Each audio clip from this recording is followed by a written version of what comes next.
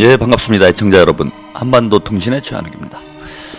예, 지난주에 역사적인 애국전선 공개방송 생쇼가 신촌 소통홀에서 열렸습니다. 예, 뭐 인산이례를 이뤘네요.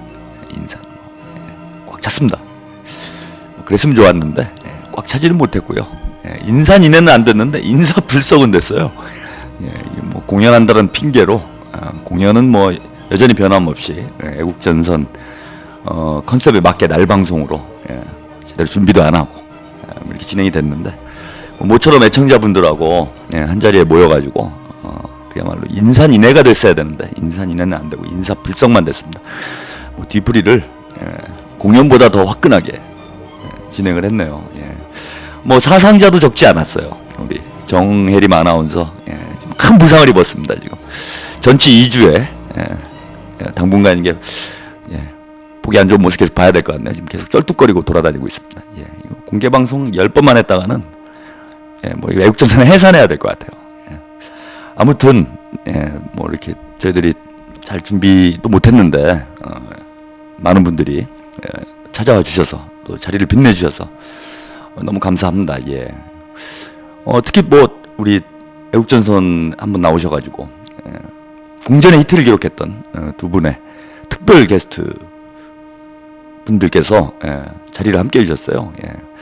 D-47 미국 스파이 황장수 소장님 어려운 자리인데 오셔가지고 자리를 빛내주셨고 우리 김선동 의원 통합진보당 김선동 의원도 갑작스럽게 어떻게 섭외가 돼가지고 그날 자리를 함께 해서 또 빛내주셨습니다. 그리고 또 우리 민중의 소리 멋쟁이죠. 맞지 말고 맞서 진행하고 있는 우리 7랩, 그다음에 7랩의 사장님이죠.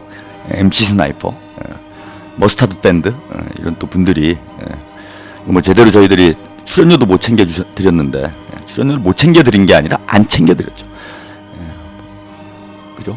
마이너스 공연이었기 때문에 뭐 과감한 적자를 냈습니다. 뭐 그럼 적자 폭이 상당하더라고요. 앞으로 어떡하나 뭐 이런 고민이 좀 있는데 어쨌건 뭐 이렇게 큰 공연이 아니다 보니까 제대로 이렇게 챙겨드리지도 못했는데 와주셔가지고 자리를 빛내주셨고 또 적지 않은 분들이 공연장에 또 자리를 채워주셔서 오랜만에 즐겁고 기분 좋게 뒤풀이까지 공연을 진행을 했습니다. 저는 이렇게 공연한 건 태어나서 처음인 것 같아요. 무대 위에 이렇게 올라가서 뭐 쇼를 한 적은 많습니다. 뭐 연설하는 거죠. 뭐 연설하고 사회 보고 뭐 이런 쇼를 한 건 있었는데 제가 직접 올라가지고 생쇼를 해본 거는 태어나 처음이었어요. 처음 진짜 예능인으로 거듭나는 제 인생의 어떤 전환점. 이제 그냥 연예계로 나갈까 이런 생각이 들더라고요, 문득. 근데 저는 모르겠는데 우리 정혜림 아나운서는 이제 연예계로 나가셔야 될 것 같아요. 정말 뭐 근래 보기 힘든 이런 코스프레 쇼를 보여주셨는데 아마 못 보신 분들 나중에 뭐 사진이나 동영상으로 좀 보셨을 거예요. 깜짝 놀랐습니다, 저도. 뭘 좀 준비를 해보자 그래서 뭐 이래저래 좀 기획을 하긴 했는데 우리 정하나가 이런 파격적인 모습을 보여줄 줄은 뭐 예상 밖이었습니다. 근데 어쨌거나 우리 정하나의 희생 덕분에 공연이 아주 성황리에 즐겁게 행복하게 잘 끝난 것 같습니다. 또 하려고요. 또 하려고. 좋아, 저는 뭐 술 먹을 기회만 생기면 전 좋기 때문에 무조건 건수를 만들어서 아주 비싼 리허설을 했다라고 생각을 합니다. 비싼 리허설을 했으니까 이제 본 행사를 한번 해야죠. 본 생방송 할 때는 제대로 저희가 준비를 해서 많은 분들 함께 하실 수 있도록 한번 해볼 테니까요. 정하나의 생쇼 못 보신 분들 나중에 공개 방송 또 하게 되면 그때 꼭 오세요. 정말 볼만합니다. 가관이었어요, 정말. 뭐 본인은 안 하겠다고 그러는데 제가 보니까 옆에서 조금만 펌프질하면 또 할 것 같아요. 계속 해보려고. 너무 재밌어. 뭐 제가 망가지는 거 아니니까. 정하나를 위해서 계속 공개 방송 한 달에 한 번 정도는 하면 좋을 것 같아. 계속 제가 건의를 해보겠습니다. 그래서 우리 함께 못하신 애청자들을 위해서 제가 꼭 좋은 자리 마련해 볼 수 있도록 노력을 해보겠습니다. 더 놀라운 건 그동안 가뭄이어서 많은 분들이 걱정을 하셨는데 비가 내렸어요. 저희 공연하는 날 딱 공연 시작하니까 비가 그냥 억수로 쏟아지더라고요. 정말 애국전선다운 조국과 민족을 위해 큰일 했습니다. 제가 전설이 있어요. 예전에 단체 활동할 때 제가 뭐 행사 주최만 하면 비가 내렸어요. 그렇게 근데 이번에 또 내렸어요.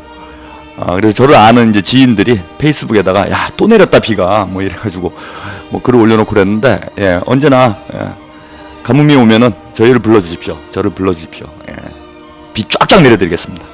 그래서 비가 내려가지고 좀 행사 끝나고 여러 가지 좀 어려움이 있었는데 뭐 아무튼 비가 내리니까 기분 좋더라고요.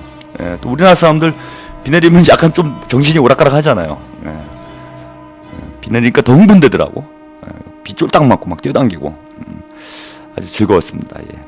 다음에 우리 애청자분들께서 함께 못하신 분들은 다음에 꼭 오세요. 예, 크게 후회하실 겁니다. 예, 다음에도 안 오시면. 아무튼 감사하고요. 예, 오늘 한반도 통신은 인사 말씀 드리면서 시작을 하도록 하겠습니다. 그 사이에 우리 각하는 또 생쇼를 하셨죠. 예, 애국전선만 생쇼를 하는 게 아니라 변함없이 또 생쇼를 하고 계십니다. 예, 한일 군사정보협정 밀실 통과를 강행을 뭐 이런 걸 왜 밀실에서 하는지 모르겠는데, 예, 뭐 일본하고 뭐 얼마나 친하길래 이렇게 몰래 이런 걸 진행을 해야 되는지 좀 안타깝습니다. 뭐 제2의 이건 뭐 소고기 파동보다 광우병 소고기 파동보다 더 심각한 사태가 벌어진 겁니다. 그죠?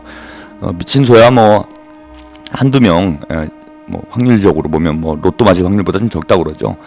국민 중에 소수가 피해를 입을 수 있는 이런 일이지만 일본하고 합사해가지고 전쟁 일으켜놓으면 국민 전체가 정말로 공멸할 수 있는, 우리 민족 전체가 공멸할 수 있는 심각한 상황 짓을 이제 또 막판에 저지르고 있네요. 예.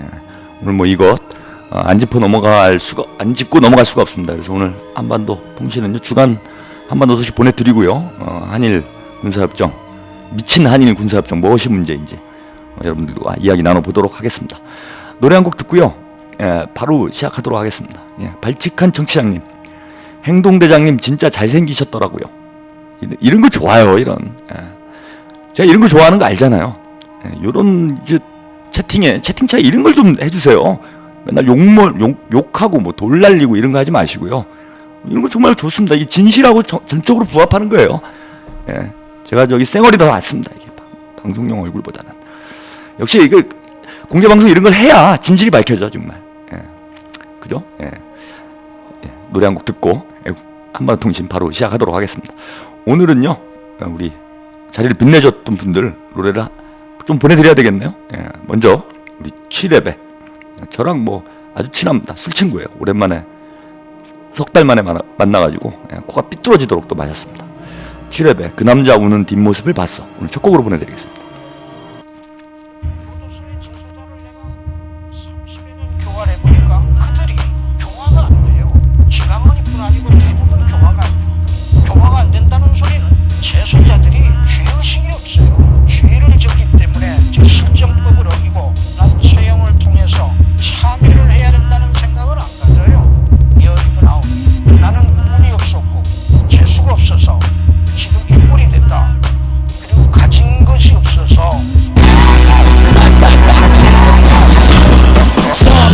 적견실 파란 옷에 고무신 족같은 현실에 눈물 짓고 산부삭발 가로막은 쇠창살 건너적인 내 아이돌 갑에서 보살처럼 얼어붙어버린 아이돌 씨발놈의 적견 시간은 12분 이게 바로 신이 준 시련이라고 말해봐 쫓겨난 유승준처럼 그도 무일품 정두천 미군 무대 앞에서 달한 소리꾼 말을 못해 쓰질 못해 입양돼가는 애와 같아 날지 못하는 새와 같아 날지 못하는 새와 같아 다 똑같아 이발놈들이 묶어놓은 다리 잘려진 개와 같아 뒤에 그의 마지막 손짓에 떨어선 내 아이돌의 뒤돌아선 벌에 한 줄기 빛나는 눈물이 뚝 떨어졌어 그 남자 우는 뒷모습을 봤어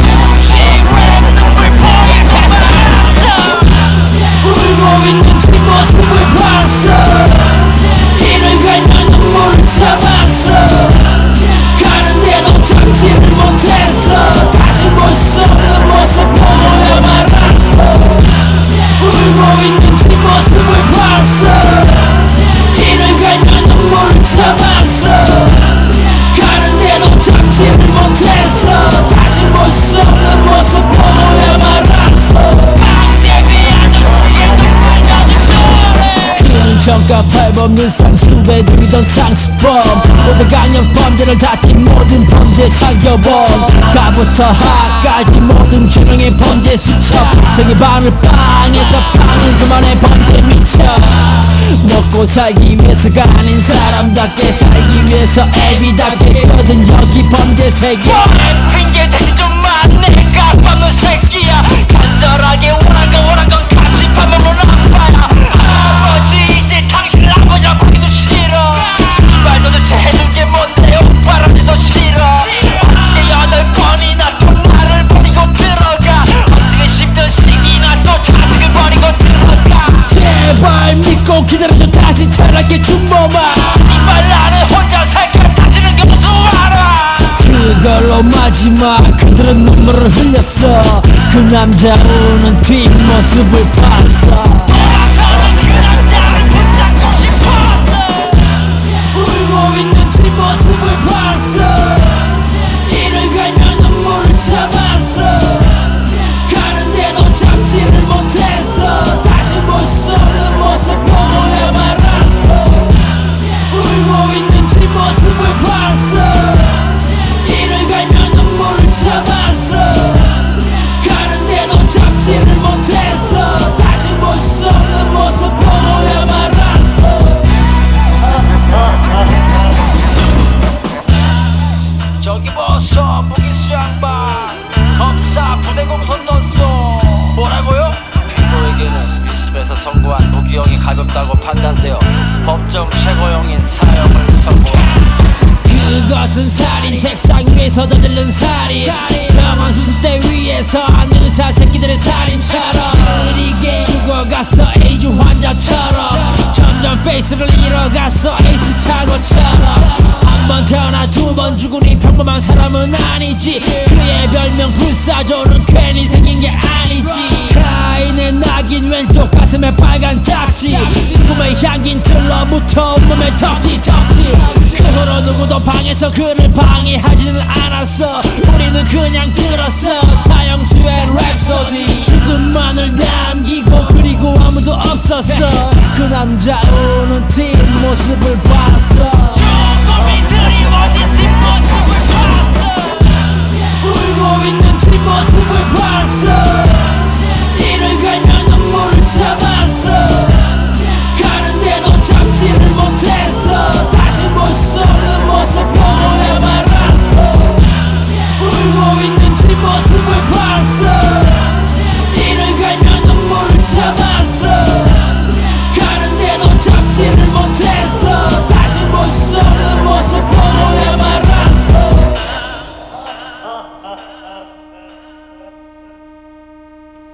예, 취랩의 그 남자 우는 뒷모습을 봤어. 이런 노래네요. 노래 가사가 이제 감옥과 관련돼 있는 거예요. 저하고 그런 인연으로 가까워졌어요. 그런데 많이 왔다 갔다 하다 보니까 제가 그런 거 좋아하더라고요. 취랩은 거친 사나이라 취랩의 노래 오늘 보내드렸습니다. 그날 뭐 MC 스나이퍼 그리고 머스타드 밴드 이런 분들이 오셔가지고 자리를 빛내주셨는데 오늘 신청곡 보내주시고요. 중간중간에 못 오신 분들을 위해서 그날 나왔던 노래들 애국전 생 공개 방송 때 나왔던 노래들도 중간중간 보내드리도록 하겠습니다. 뭐 잘하더라고요. 사실 제가 뭐 뒤풀이하면서 그런 얘기를 했는데 이게 이제 개밥그릇이 어떻게 뭐냐 개밥그릇은 아니군요. 개밥에 이제 접시에 개밥을 놓고 먹는 것 같다. 이런 평을 드렸어요. 그러니까 저희들이 좀 준비를 많이 못했는데 이게 좀 지나친 표현일런지 모르겠지만은 저희들이 좀 급하게 좀 준비를 안 하고 이렇게 내용물을 이렇게 풍성하게 잘 채우지를 못했습니다. 근데 이렇게 게스트로 오신 분들이 많이 채워주셨어요.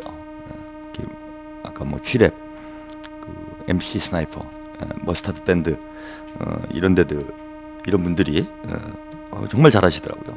분위기 정말 잘 만들어 주셨고 또 초대 손님으로 오셨던 황장수 소장님이나 김선동 의원 이런 분들도 자리를 빛나게 재밌게 즐겁게 이렇게 만들어 주셔가지고 저희는 그냥 진짜 말 그대로 그 다 차린 밥상에 그냥 숟가락만 얹어 놓은 꼴이 됐습니다. 그래서 뭐 별 큰 부담 없이 행사를 무사히 재밌게 잘 끝낼 수 있었네요. 예.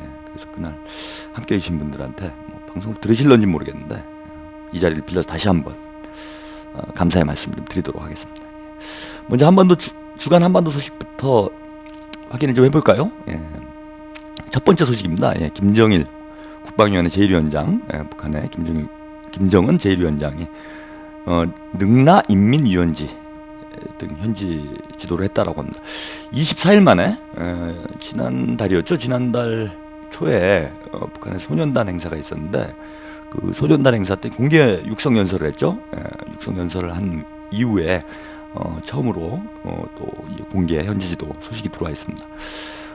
김정은 제1위원장은요 완공 단계에 이제 아마 7월경에 지금 완공되는 것으로 제가 이렇게 알고 있는데요. 능라 인민위원지, 그러니까 능라도라고 해서 서울에 이제 그 여의도처럼 대동강에 이렇게 섬이 하나 있어요. 거기에 이제 유원지를 지금 새로 짓고 있는데 그 유원지와 평양산원 유선종양연구소를 현지도했다라고 조선중앙통신이 7월 1일 발로 기사를 내보냈습니다. 예. 능라 그 유원지에는요 한 3가지 정도를 지금 공사를 하고 있다고 그래요. 이제 2종의 그 유의장, 그러니까 우리로 얘기하면 그 놀이공원이죠. 놀이공원. 우리식으로 표현하면 놀이공원. 놀이공원을 2개를 짓고 있다고 그러고요. 그다음에 곱등어관. 곱등어관이 뭐냐면 돌고래를 곱등어라고 그래요. 그러니까 등이 굽은 생선인 거죠. 돌고래가 생선? 돌고래는 생선인가요? 포유류인가요? 잘 모르겠네. 아무튼 우린 돌고래라고 하는데 곱등어라고 북한에서 부릅니다. 그래서 이 능라 유원지에 곱등어관을 현지 지도를 했다라고 합니다. 중앙통신에 따르면은요 2층으로 된 1,460석 지상 관람홀과 근 3,000평방 세제곱미터의 최적을 가진 공연 수조, 그러니까 이게 그 돌고래들이 쇼하는 데죠. 그러니까 이게 세제곱미터가 나오는 거는 이제 수조니까 입방 그 육면체죠. 정육면체. 그냥 건물은 이제 보통 평방 제곱미터로 이렇게 그 면적을 이제 보통 환산을 하는데 이건 이제 돌고래가 들어가서 쇼를 해야 되는 데니까 그 최적으로 세제곱 평방미터로 이렇게 나왔네요. 예. 그리고 16개의 보조 수조 시창을 통하여, 시창 창문이죠. 그러니까 이렇게 눈으로 볼 수 있는 창문. 시창을 통하여 곱등어가 움직이는 모습을 직접 볼 수 있는 지하 관람홀 건설이 완전히 끝났고 과학기술 보급실, 청량 음료점, 기념품 매대 등 전반적인 건설 공사가 마감 단계에 이르렀다라고 합니다. 아마 뭐 7월 중에 북한이 지금 그 7월에 많이 일정들을 많이 맞춰놨더라고요. 7월에 뭐가 큰 행사가 있는지 모르겠는데 7월까지 주요 이런 지금 새롭게 짓는 것들이 많은데 새로운 건축물들이 대부분 7월까지 완공을 하는 걸 목표로 해가지고 공사가 진행 중에 있습니다. 7월에 이제 북한에서는 제일 큰 그 기념일이 7.27이죠. 우리는 이제 그 휴전협정 체결일, 뭐 보통 이렇게 해서 뭐 별다른 행사가 없긴 한데 북한에서는 전승기념일이라고 그래요. 그러니까 이제 전쟁 이겼다 이거죠. 북한에서는 전쟁 이겼다라고 보니까 전승기념일, 7.27 전승기념일 해서 행사를 크게 하는데 뭐 보통은 꺾어지는 해, 내년이 꺾어지는 해죠. 53년도에 전쟁이 끝났으니까 내년이 전쟁 끝난 지 60년이 되는 건가요? 이제 올해가 2012년, 60년 아니죠? 60년이 되는 거네요. 그래서 아마 내년, 올해는 꺾어지는 해가 아닐 텐데 그걸 지금 기준으로 삼은 건지 뭔지 모르겠는데 아무튼 뭐 7월에 지금 뭐 이런저런 완공을 하겠다, 이런 건물들이 참 많습니다. 뭐 무슨 이유에서인지 모르겠어요. 근데 아무튼 그런 차원에서 아마 이 능라 곱등어관도 7월경에 완공이 되지 않겠나 이렇게 봅니다. 김정은 위원장은요 이날 현지도를 하면서요 능라 곱등어관은 인민들이 곱등어의 재주를 관람하는 공연 무대인 것만큼 곱등어들이 무슨 종목에 출연하고 조교사는 누구인가를 알려주는 전광판을 설치해주며 무대 바닥을 모래불처럼 형상을 하여, 모래불이 제가 이거 뭔지 모르겠어요. 모닥불을 모래불이라고 그러나? 근데 무대 바닥을 저기 이제 해변처럼 그런 분위기를 만들려고 하는 건가요? 무대 배경에 그린 파도와 어울리게 무대 미술을 더 잘할 때 대하여 이르셨다라고 보도를 했습니다. 이제 김정은 제1위원장이 이렇게 그 지도를 했다라는 거죠. 예, 그래서 전광판을 좀 새로 설치했으면 좋겠다. 이거하고 무대 바닥에 모래불처럼 형상을 해라. 그래서 무대 배경에 이제 파도를 그려놓은 모양인데, 그래서 이제 이게 뭐 여기 해변가에서 그래서 돌고래를 해변가에서 돌고래의 모습을 보는 듯한 그런 무대 미술을 좀 해달라. 뭐 이런 요청을 한 것 같습니다. 예. 뭐 특이하죠. 뭐 자본주의 국가 우리나라의 뭐 이제 지도자들도 이렇게 현지지도하고 좀 형식이 다르죠. 뭐 현지에 이렇게 가가지고 이렇게 지켜보는 뭐 이런 현지 시찰이라고 그러죠 보통. 예, 이런 정치 일정들이 많은데 뭐 이제 구체적으로 뭘 해라 이렇게 지시를 하는 경우가 이렇게 많지는 않습니다. 지시를 하더라도 뭐 보통 이제 방향적인 이런 지시를 하게 되는데 매우 구체적인 전광판을 어떻게 달고 무대 미술은 어떻게 하고 뭐 이런 구체적인 언급까지 하는 거 보면은 이제 북한 최고 지도자의 이제 활동 양상이 이런 자본주의 국가의 최고 지도자들의 이제 활동 양상은 조금 차이가 있는 점이 아닌가. 뭐 이런 거 좀 흥미롭네요. 그리고 이어서요. 능라 물놀이 건설장. 이것도 이제 짓고 있군요. 맞아. 물놀이 건설장이 아니라 잘못 읽었습니다. 물놀이장 건설 현장을 또 찾았다라고 합니다. 이제 물놀이장이니까요. 수영장이죠. 이건 이제 카라비안 베이 같은 거 있잖아요. 저기 에버랜드 같은 데 가면은 카라비안 베이 같은 거 그런 걸 지금 크게 짓고 있다라고 합니다. 저도 뭐 사진을 인터넷에서 몇 장 봤는데 그걸 뭐라 그러나 워터 슬라이드라고 그러죠. 그러니까 물미끄럼. 우리 좀 영어를 많이 쓰는 것 같아요. 이게 참 이게 우리말로 번역을 해야 되니 이게 참 어렵네요. 빨리 통일이 돼가지고 이런 언어적 격차도 좀 해소를 해야 되는데 보통 이제 워터 슬라이드, 그러니까 물 미끄럼이죠. 물 미끄럼. 슬라이드가 미끄러지다 뭐 이런 거니까 워터 슬라이드라고 하는데 그거 아주 뭐 아주 크게 뭐 짓고 있더라고요. 그런 거 보면은 이제 뭐 캐리비안 베이 같은 이 대규모 수영장 이런 걸 좀 짓고 있는 것 같습니다. 조선중앙통신에 따르면요, 특색 있는 물 미끄럼대와 각종 편의 봉사 시설을 그진히 그러니까 많이 갖췄다 이거죠. 충분히 갖췄다. 갖춘 능라 물놀이장은 근로자들과 청소년 학생들에게 대담성과 용감성을 안겨주고 그들이 여름 한철 마음껏 휴식할 수 있게 건설된 이채로운 물놀이장이다.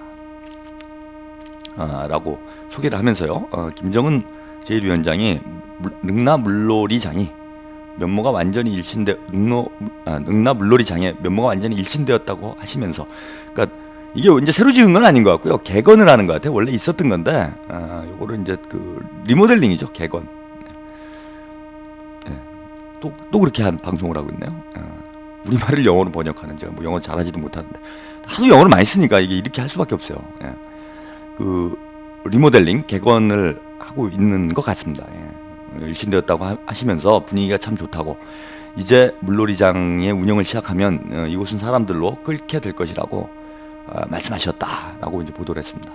그러면서 지대 정리를 동시에 내밀어 전승절까지 완공하여야 한다고 하시면서 그를 위한 과업과 방도를 제시했다. 그러니까 전승절 이제 7.27을 이야기하는 거예요.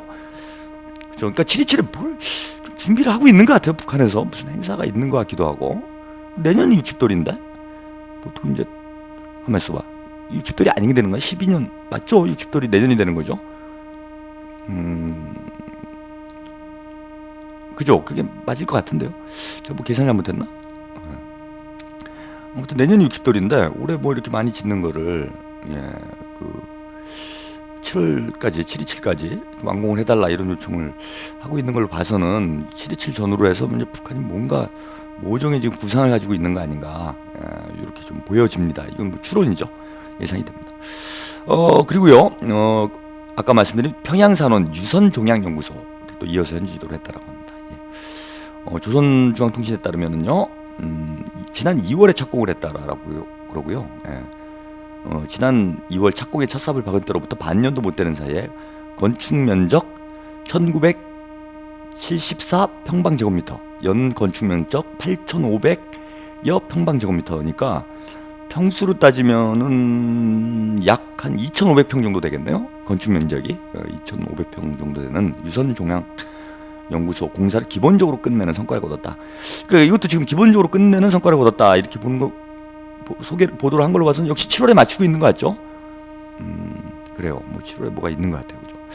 평양산원의 부지 안에 건설되고 있는 유선종양연구소에는 유선 촬영실, 렌트겐 촬영실, 항암 치료실, 물리치료실, 체열실, 초음파실, 수술장을 비롯한 진단 및 치료실들과 수십 개의 입원실들로 꾸려지게 된다 라고 보도를 했고요. 김정은 위원장이 렌트겐 촬영실, 수술장, 입원실을 비롯한 연구소 여러 곳을 돌아보면서 건설 전형을 요약을 했다라고 합니다. 그러면서 우리가 유선종양연구소를 건설한 것은 연구를 위한 연구소가 아니라 우리 여성들의 유선증과 유선암에 걸리지 않도록 예방하여 철저한 치료 대책을 세우기 위해서라고 말씀하셨다라고 보도를 했습니다. 그러니까 유선종양연구소도 유선종양이 뭔가 그랬더니 유방암인 것 같죠? 그죠? 뭐 이게 사실 정확한 표현인 것 같아요. 그죠? 유방암, 유선의 암이 생기는 거죠. 유방의 암이 생기는 게 아니라. 근데 뭐 남쪽에서는 어쨌든 유방암이라고 쓰니까요. 그러니까 방 관련 이런 질병들에 대한 전문 치료 연구소이면서 동시에 이렇게 치료를 할 수 있는 병원의 이런 격에 이런 걸 유방암만 치료하는 건평 한 2,500평에 이런 병원을 짓고 있다. 이런 게 있는지 모르겠네요. 우리나라에도 유방암만 이게 뭐 암 전문 병원 이런 건 제가 좀 들어본 것 같은데 유방암만 전문으로 치료하고 연구하는 이런 그 병원이 있는지 뭐 이런 건 저는 잘 모르겠어요. 제가 아무래도 관심이 없는 분야여서 그런지 모르겠는데 아무튼 이런 병원을 지금 짓고 있다라고 합니다. 뭐 북한이 상당히 여유가 있어지는 거죠. 지난번에 제가 북한 경제 현황 한번 방송하면서 좀 말씀 좀 드렸는데 북한이 뭐 지금 뭐 굶어 죽느니 먹고 살기 힘드니 뭐 이런 얘기를 자꾸 이제 남쪽 언론에서는 하고는 있는데 지금 보면은 김정은 제1위원장 최근에 현지 지도가 뭐 군부대 현지 지도는 잘 모르겠습니다. 군부대는 요즘에 이제 공개로 나온 건 4월 이후에는 공개로 나온 게 그렇게 많지가 않아요. 4.15 이후에는 많지가 않고 대부분 지금 현지 지도하는 곳이 이렇게 유원지랄지 뭐 학교랄지 타가소, 유치원, 뭐 창관거리 아파트, 그다음에 유경원이라고 그러죠. 제가 뭐 대규모 스파를 건설하고 있는데 평양에 뭐 이런 데라든지 빙상장이랄지 그리고 또 뭐가 있었죠? 뭐 최근에 또 중앙동물원이랄지 이렇게 보면은 위락시설들이죠. 좀 5, 6월엔 거의 위락시설 현지도가 대부분이었어요. 그리고 이제 뭐 지금 보면 병원이랄지 뭐 아파트 뭐 이렇게 지금 그 생활에 긴급하게 필요한 이런 문제들은 아니죠. 그죠? 뭐 물놀이장 없다고 뭐 굶어 죽지 않잖아요. 근데 이제 굶어 죽을 나라가 무슨 돌고래 쇼 보러 가고 배고파 굶어 죽겠는데 그죠? 무슨 물놀이장 가가지고 무슨 물놀이하고 이러진 않을 거 아니에요. 밥을 못 먹는데 하루에 2끼 먹고 물놀이장 가서 수영하고 그러면 큰일 납니다. 그거 쓰러져요. 그죠? 배고파 죽겠는데 무슨 돌고래 쇼 보러 안 가잖아요. 그러니까 이런 거 보면은 이제 북한이 먹고 사는 문제는 어느 정도 해결한 것으로 이렇게 봐야 되지 않겠냐. 그리고 이게 지금 보면은 북한 이제 중앙조선 TV나 중앙통신에 다 보도가 나가는 거고 이 영상들이 나가요. 그러면 뭐 저 보수신문 같은 거 보니까 야 북한의 뭐 귀족들만 특권층들만 가가지고 이제 이런 거 쓰는 거다. 서민들은 안 그런다. 뭐 이런 이제 보도들이 많이 나오는데 이게 만약에 진짜 서민들은 굶어 죽고 특권층들은 저희가 물놀이장 가가지고 뭡니까 뭐 워터 슬라이드 이런 거 타고 있고 놀이장 가가지고 뭐 자이드롭 이런 거나 타고 있고 막 이러면은 그거는 폭동나죠. 오히려 보여주면 안 되는 거예요. 아니 막 우린 밥을 굶고 있는데 최고 지도자라는 사람은 가가지고 무슨 물놀이장 짓니 많이 이러고 있으면은 국민들 입장에서 뭐 짜증 나죠. 열받죠. 더 열받는 겁니다. 그럴 거 아니에요. 나라가 미쳤나 이럴 거 아닙니까? 우린 밥을 못 먹고 있는데 무슨 꽁보리밥에 뭐 강냉이죽만 먹고 있는데 최고 지도자는 가가지고 야 물놀이장 공사를 잘 해야 된다. 뭐 언제까지 빨리 해야 된다. 거기 또 군인들까지 투여해가지고 그 돈이 다 들어가는 거 아닙니까? 그 어마어마한 돈이 들어갈 텐데 이런 거 지금 한꺼번에 짓는 거죠. 능라도 이 유원지가 보니까 곱등어관 짓고 있죠. 물놀이장 짓고 있죠. 지금 아까 말씀드린 유의장 2개 짓고 있죠. 그러면은 이거 뭐 그 여수 엑스포 이거 하는 것만 못지않게 많은 비용이 들어갈 텐데 아니 밥은 굶고 있는데 그런 걸 만들고 있으면은 그 국민들이 짜증나죠. 폭동납니다. 폭동. 그러니까 북한이 이런 걸 보도를 하고 있다라는 것만 봐도 실제 이제 국민들도 저런 걸 보면서 야 이거 열받는다 이렇게 나올 분위기는 아니고 이제 평양이 저렇게 변모를 하고 있으니 이제 우리나라가 잘 되겠구나 이런 생각을 할 수 있는 정도 상황이 돼야 이런 보도가 나가지 않겠냐 이런 거예요. 그런 거 보면 전반적으로 볼 때 이제 북한의 전반적인 경제 수준이라는 게 우리가 이렇게 걱정하는 것만큼 뭐 당장 굶어 죽고 사람들이 아사자가 나오고 탈북을 하고 뭐 급변 사태가 나오고 국가가 붕괴될 뭐 이런 상황으로 지금 볼 수 있는 거는 아니지 않겠나 봅니다. 그런 면에서 지금 조중동이나 또 우리 정부에서 지금 주장하고 있는 것들이 별로 신빙성이 없지 않나? 저는 이렇게 보이네요. 두 번째 소식 전해드리겠습니다. 두 번째 소식 아주 흥미로운 기사가 나왔네요. 북한 탈북자가 북한으로 귀환을 해서 기자회견을 했다라고 합니다. 탈북자 귀환자, 탈북자들이 이제 북한을 다시 돌아가는 경우들은 종종 있어요. 제가 북한에 들어갔다가 다시 나온 사람도 한번 만난 적이 있었는데, 뭐 생각만큼 북한 국경지대가 그렇게 뭐 탈북하다가 뭐 총살을 당하고 뭐 죽는다 뭐 이런 그런 뭐 상당히 뭐 목숨을 걸고 탈북을 해야 되는 거다 이런 뭐 얘기들이 많은데, 저는 그 예전에 통일운동할 때 보면요 그게 좀 사실 앞뒤가 안 맞아요. 북한에 뭐 자기 집 드나들듯이 왔다 갔다 하는 사람들이 있었습니다. 제가 정확히 정확한 기억은 안 나는데 잠깐 인터넷 찾아볼까요? 유태준이라는 사람이 있었어요. 탈북자인데 유태준이라는 사람이 그 제가 단체 활동을 할 때 그 단체 사무실로 한번 찾아온 적이 있었습니다. 유태준이 맞을 거예요. 유태준 씨 맞네요. 이 사람이 이제 어떤 사람이었냐면은 그 조선일보에 보도가 나왔어요. 북한에 이제 다시 들어갔다 가족을 데리고 나오기 위해서 다시 들어갔다가 북한 공안 당국에 체포가 돼가지고 사형이 됐다. 이런 그 보도가 한번 나왔습니다. 제가 이게 맞네요. 유태준 이름 맞아요. 한번 나중에 검색을 한번 해보세요. 그리고 저희 사무실 찾아왔어요. 그 죽었다는 보도가 나오고 그 며칠 안 지났을 때였을 겁니다. 조선일보에 꼼짝만하게 유태준이라는 탈북자가 가족들을 데리고 나오기 위해서 북한에 다시 방문을 했는데 공안기관에 체포가 돼가지고 사형을 당했다.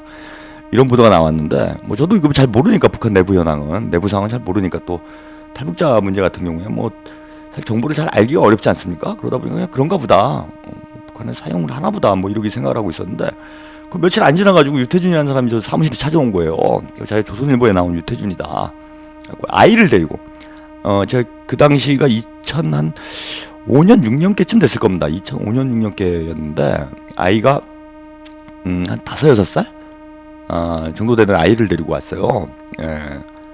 그 남자아이였는데 근데 둘이 아마 노숙을 하고 있었던 것 같아요. 제가 볼 때는 노숙을 하고 있어가지고 뭐 그 유태준이라는 사람이었는데 그 아이가 완전히 그 거지꼴이었습니다. 노숙자 같은 완전히 뭐 제대로 씻지도 못하고 막 이래가지고 꾀죄죄 해가지고 얼굴이 거의 수검댕이처럼 이렇게 돼 있는 아이 둘 데리고 왔더라고요. 가슴이 너무 아팠어요. 그래서 아니 이 사무실을 왜 찾아왔느냐 그랬더니 저희 단체가 그 당시 좀 유명했습니다. 이 북한 관련 문제와 관련해서 좀 뭐 요즘 얘기하는 식으로 뭐 종북 뭐 이런 으로 몰릴 정도로 상당히 이제 북한에 대해서 우호적인 이런 그 통일운동을 펼치고 있었기 때문에 이 단체를 찾아오면은 뭔가 좀 얘기가 통하지 않을까 해서 왔다 그래요. 그래서 아니 뭐 원하는 게 뭐냐?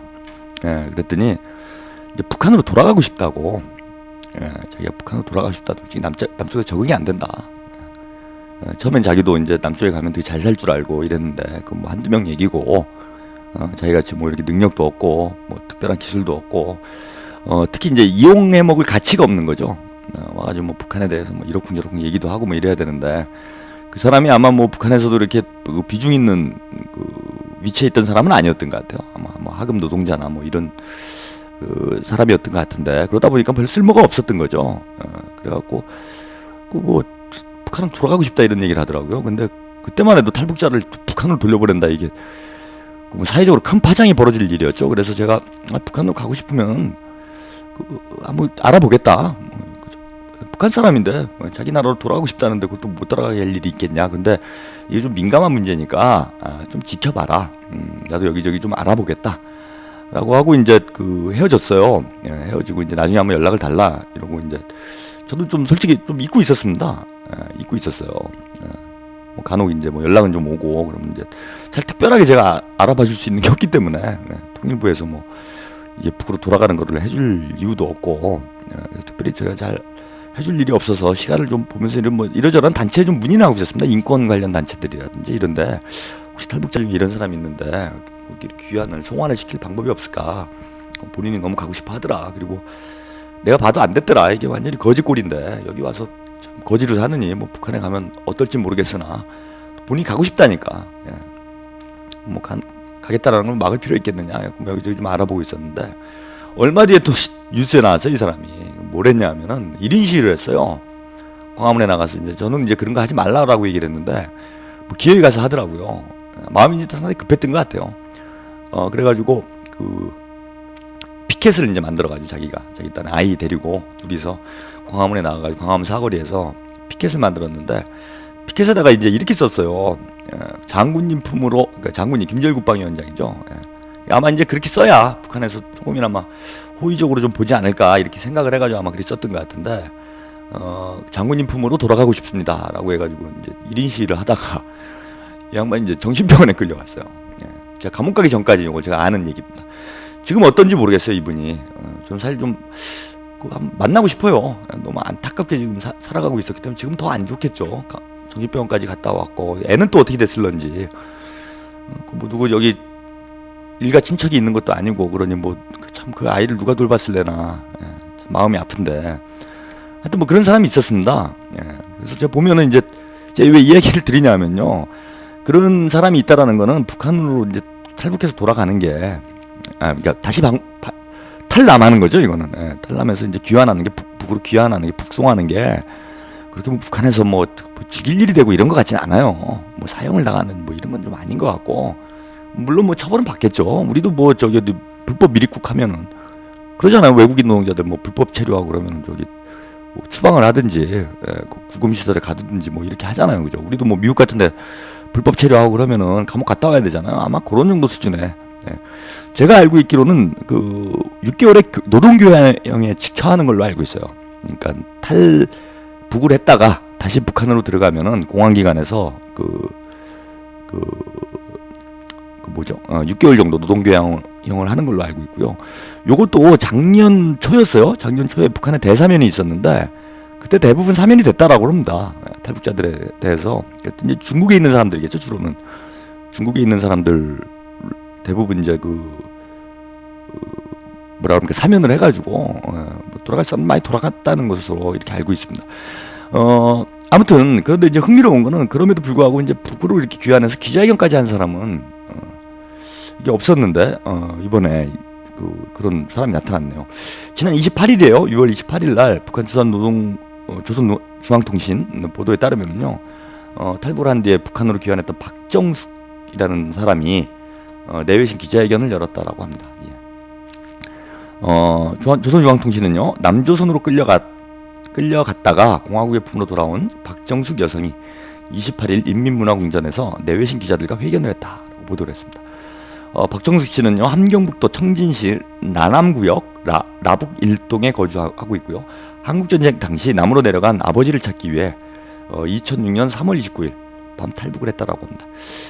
2006년이면은 아직도 이제 북한 경제가 그렇게 회복이 된 때는 아니죠. 그래서 아마 아버지를 찾아가지고 좀 어려움을 이렇게 좀 호소를 하려고 이렇게 했던 것 같습니다. 박 씨는요, 2006년 2월 29일 남한으로 들어왔는데요.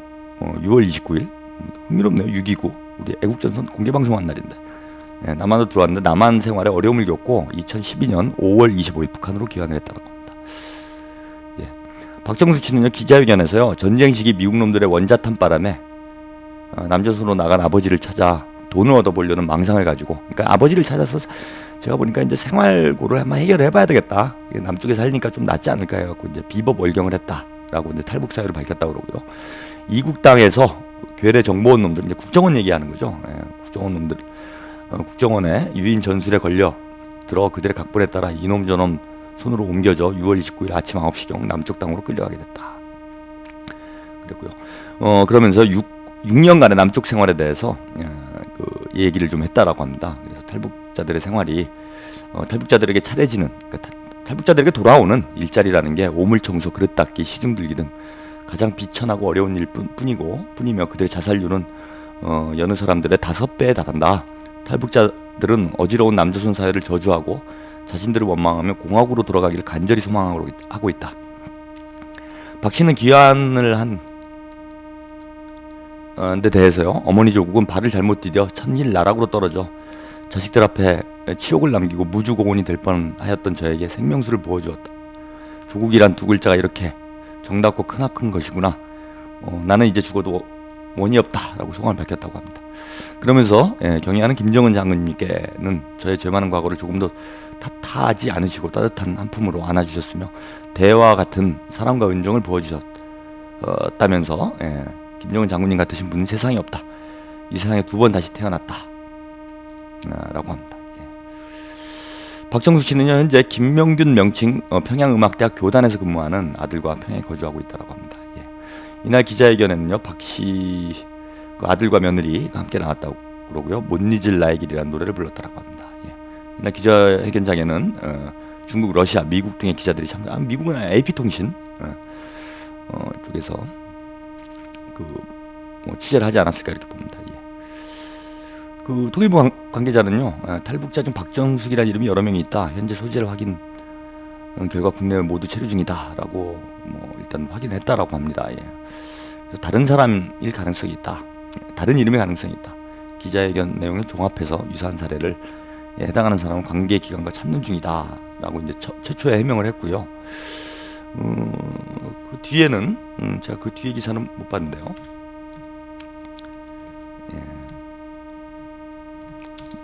추가적인 입장 발표가 있었는지 잠깐 확인을 좀 해보도록 하겠습니다. 확인했네요. 본인이 맞다라고 통일부 박수진 부대변인이 사실관계를 확인한 결과 29일 오전 브리핑에서, 제가 이 기사는 아직 확인을 못했습니다. 북한 이탈 주민 박정숙은 여러 명이었으나 모두 국내에 거주하고 있다라고 하면서 박정숙 씨가 아닌 박인숙 씨로 확인됐다. 그러니까 이름이 좀 다르다. 국내 송파구에 거주했었다. 이렇게 박정숙이 아닌 박인숙이다. 아마 이름을 이 양반이 창피하니까 이름을 속였을 수도 있겠네요. 그죠? 한국에 와서는 본명이 알려지는 게 좀 창피하니까 한국에서는 이제 박인숙이다라고 해서 했다가 북한에 들어가서 이제 본명을 사용한 거 아닌가. 그래서 약간 좀 혼란이 있었던 것 같습니다. 아무튼 북한에 들어가서 지금 기자회견을 한 거기 때문에 우리 입장에서 보면 좀 과한 편, 그리고 어쨌건 죄를 짓고 북한 입장에서 보면 죄를 짓고 이제 북한으로 돌아간 거여서 상당히 남쪽에 대해서 과한 이런 발언이나 북한 체제에 대해서 좀 강하게 옹호하는 이런 표현들이 나왔을 거다라는 것은 인정을 할 수밖에 없죠.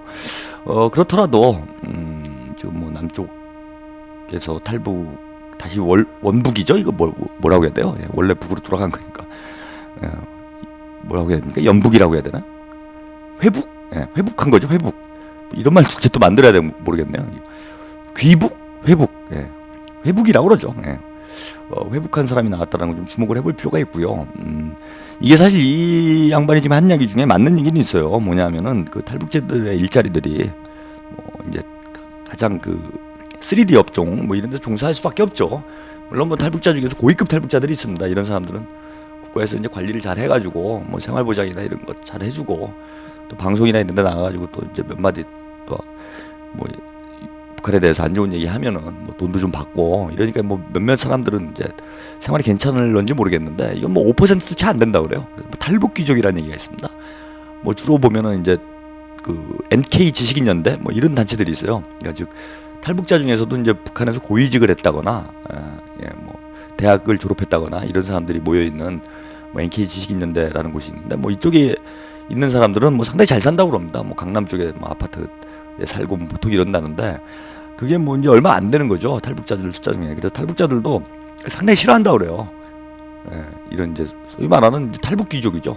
이런 사람들이 상당히 싫어하는데, 대부분 한 90% 이상은 이게 탈북에서 들어오면은 정착금 한 4천만 원 정도 제가 주는 걸로 알고 있는데, 그 4천만 원이 이제 북한 사람들 입장에서 큰 돈으로 보이죠. 그런데 들어오는 과정에서 탈북 브로커들한테 한 1,500에서 2,000 정도를 주는 걸로 알고 있어요. 예, 브로커들한테 이제 후불제죠. 한국에 들어오고 나면 정부에서 이제 정착권을 받게 되면은 이제 송금을 해줘야 됩니다. 예, 그래서 이제 1,500만 원 뛰고 나면은 한 2,500만 원 정도가 되는데 2,500만 원 가지고 뭐 전세방이나 얻습니까? 어디 그 지하 전세방 한 칸 얻기도 힘들죠. 서울에선 더 힘들고 뭐 지방으로 가도 뭐 쉽지가 않습니다. 그리고 그 뭐 일자리 얻기가 쉽지 않잖아요. 예, 그리고 또 우리 국민들 정서가 탈북자나 뭐 조선족에 대해서 조금 약간 이등 시민 취급하는 이거 뭐 좋은 게 아닌데 뭐 그런 분들이 좀 있더라고요. 이게 마치 유럽에서 이제 그 아프리카 이주 노동자들 대하듯이 예, 같은 민족인데요, 동포들인데 또 이러는 건 좀 저는 납득이 잘 안 되는데 어쨌건 간에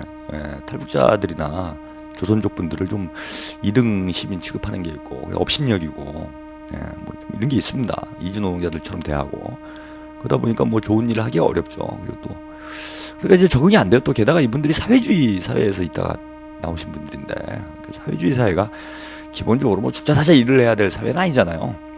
그죠? 8시간 일하고 뭐 8시간 학습하고 8시간 자고 놀고 뭐 이런 사회고 일 안 한다고 뭐 직장에서 쫓겨나고 이러진 않잖아요. 예, 그럴 수가 없어요. 예, 사회주의 국가에서는 예, 일을 안 한다고 뭐 쫓아내고 이럴 수가 없습니다. 월급도 줘야 되고. 그러니까 사실은 뭐 이렇게 남쪽처럼 자본주의 사회처럼 이렇게 극도의 어떤 경쟁, 이 경쟁에서 살아남지 못하면 생존이 불가능한 이런 사회 구조에 그 어떤 적응이 안 된 이런 사람들이기 때문에 한국에 와가지고 성공하기가 그렇게 쉽지가 않습니다. 그러니까 대부분 이제 사회 부적응자가 되죠. 그래서 지금 탈북자들이 한 3만 명 된다고 그러는데 대부분 이제 한국 사회에서도 하층을 형성하게 돼 있고 이게 이제 상당히 불만을 가지게 되는 뭐 이런 구조의 문제가 있어요. 그래서 탈북자 인권 문제가 이제 뭐 보통 북한 인권 이렇게 얘기를 하는데 지금 상황에서는 이제 우리 국내에서의 탈북자 인권 이런 것도 좀 진지하게 이거 그 검토를 좀 해봐야 됩니다. 예, 탈북자들이 좀 어떻게 생활하고 있는지 그리고 이게 큰 사회 문제가 될 수 있어요. 얼마 전에 오원춘 그 사건이 있었죠. 끔찍한 사건인데 뭐 그 사람 뭐 탈북자는 아니고 조선족인데. 그 사람이 뭐 어떤 이유에서 그런 짓을 저질렀는지 모르겠지만은 저는 이 한국 사회에 대한 어떤 그 증오 이런 것들도 상당히 작용했을 가능성이 있어요. 업신여기고 이렇게 되는 거는 이제 다른 방식으로 푸는 거죠. 그래서 탈북자들이 나중에 사회 하층민을 형성하면서 사회의 어떤 상당한 불안 요소가 될 가능성이 상당히 높습니다. 그건 뭐 지금 현실이고 또 얼마 전에 뭐 2006년인가 7년인가 제가 한겨레 신문인가요? 거기서 여론조사한 걸 봤는데 탈북자 대상으로 여론조사를 했는데 탈북자 중에 한 30% 정도는 북한으로 돌아가길 원하고 있어요. 예, 그리고 한 30% 정도가 한국에서 뭐 살겠다 이러고 나머지 30%는 제3국으로 가고 싶다. 뭐 이렇게 얘기를 합니다. 그런 거 뭐 한 60% 정도가 한국에서 적응이 안 되고 있는 거죠 지금. 그러면 이제 진지하게 그죠? 우리도 이거 뭐 감당이 안 되잖아요. 예, 정치적 이유 때문에 탈북자들 자꾸 이용을 하려고 그러는데 지금 벌써 3만 명이나 있는 탈북자도 감당이 안 되고 사회 어떤 그 문제화 될 수 있는 이런 조건이 있는 조건에서 저는 이제 탈북자 그 귀북 문제 북한에서 뭐 받아주겠다 이런다면은 이거 정부 차원에서 한번 진지하게 한번 생각을 해볼 필요가 있지 않나 봐요. 뭐 북한에서 받겠다는데 가겠다는 사람을 뭐 굳이 우리가 데리고 있을 필요는 없는 거 아닙니까? 그런 차원에서 이게 정치적으로 접근하지 말고 사회적으로 좀 접근을 해서 탈북자들 귀환 문제 이것도 한번 검토를 해볼 때가 되지 않았나 이렇게 봅니다. 세 번째 소식 좀 전해드릴게요. 예, 요 뭐 관련된 뉴스라 여기까지 전해드리고 노래 한 곡 듣고 계속 이야기 나누도록 하겠습니다. 베트남에서요 탈북자 지원 활동을 했던 한국인 유모 씨가 52살이네요. 52살이나 되신 분이 베트남 가서 탈북자 지원 활동하고 있는지 모르겠는데 그 베트남 당국에 체포가 돼서 조사 중이다. 강제 추방이 됐다라고 합니다. 예. 외교통상부에 따르면은요, 베트남에 체포됐던 한국인 유모 씨가 어제니까 이제 28일이죠. 28일 강제 추방에 서울에 도착했다라고 하고요. 구체적인 것에 대해서는 아직 상세히 듣지는 못했으나 언론 보도에 나왔듯이 탈북자 지원 관련이 아니겠는가 생각을 하고 있다라고 합니다. 예, 유모 씨는요, 향후 3년간 베트남 입국 금지 처분을 받았다라고 하고요. 예, 베트남 측에서는 우리 외교부에 이 사람이 다시는 베트남법을 위반하지 않게 해달라. 이 사람의 탈북자 지원 활동이 언론에 보도되지 않았으면 좋겠다라고 요청한 것으로 이렇게 알려져 있습니다. 예. 지금 이제 탈북자 문제 두 가지가 연속으로 터져 나왔네요. 그러니까 이게 이제 탈북 브로커, 탈북자 지원 이게 말이 제가 뭐 말이 좋아 이런 거고 좀 좋게 얘기해봐야 탈북 브로커, 더 나쁘게 얘기하면 탈북자 사냥꾼이라고 하죠. 이거 뭐 공공연히 하는 얘기예요. 아까 말씀드렸다시피 투당 1,500 정도, 이 탈북자 한 명당 1,500 정도가 떨어지기 때문에 한 10명만 남쪽으로 탈북을 시켜내면은 이게 한 1억 집 한 채 사는 거죠. 그죠? 괜찮은 사업이에요. 그러다 보니까 이제 중국이나 북한의 그 접경 지역이나 베트남, 뭐 태국 이런데 이제 브로커들이 많이 활동을 하고 있는데, 이게 이제 그 어떤 면에서 보면 이거 인신매매죠. 그죠? 돈을 목적으로 사람을 그 거래하는 게 이게 인신매매라고 하는 거 아닙니까? 그러니까 탈북자가 만약에 돈이 안 된다 그러면 이런 거 가서 하겠어요? 그러면서 이거 지금 나라 망신까지 시키고 있고. 그러니까 정부 차원에서도 저는 탈북자 이거 지원 프로그램을 이거 재정비를 하든지, 아니면은 이렇게 이제 그 탈북 브로커들한테 돈이 들어가는 거, 이 경로를 차단을 좀 하든지, 이거 좀 조정을 해볼 필요가 있어요. 이거 다 국민들 세금인데, 이런 브로커들 이거 돈벌이나 시켜주고 있으면은 10명이면 이게 한 100명만 하면은 100억을 버는 거 아닙니까? 100억을. 10억이군요. 100억이 아니라 10억을 버는 거잖아요. 이거 보통 일이 아니죠. 그리고 우리 정부도 괜한 돈을 갖다 쓰는 거 아닙니까? 뭐 이런다고 북한이 붕괴되는 것도 아니고, 우리 사회에 괜히 이거 뭡니까? 우한거리만 만드는 이런 일을 정부에서 돈까지 들어가면서 할 필요가 있는가? 저는 참 이거 한번 이제 탈북자 이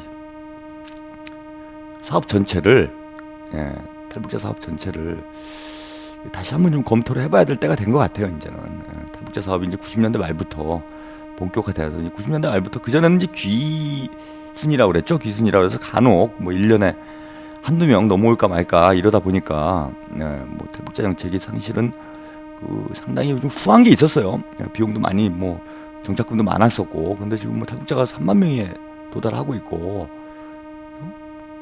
북한에서도 좀 탈북자 뭐 그 귀북을 수용을 하겠다 이렇게 입장이 나오고 있는데, 여기다 몇 천만 원씩 이렇게 비용을 들여가지고 브로커만 양산하고, 이게 또 국제 문제까지 지금 뭐 이게 좀 베트남만 문제가 있었던 게 아니잖아요. 이거 뭐 정확한 내막은 모르겠으나 그 뉴라이트 활동을 하던 김용환 씨, 뭐 이른바 뭐 주사파의 대부다 그래가지고 뭐 한참 그랬는데, 중국에서 또 실정법을 위반해가지고 지금 억류돼 있는 상태죠. 뭐 10년 이상의 징역을 받을 수도 있는 뭐 이런 상황이다. 이렇게 되어 있는데, 이게 자꾸 이제 외교적 마찰까지, 중국하고도 외교적 마찰이 생기는 거죠. 계속 문제가 될 수밖에 없다. 그래서 우리 정부에서도 좀 진지하게 탈북자 정책을 좀 재검토를 해볼 때가 되지 않았는가. 특히 이제 뭐 이명박 정부야 뭐 그렇다 치고요. 차기 정부에서는 진보가 됐건 보수가 됐건 북한 자극만 하고 실익이 없는 이런 정책을 이제는 좀 중단할 때가 되지 않았나. 이렇게 봅니다. 노래 한 곡 듣고요.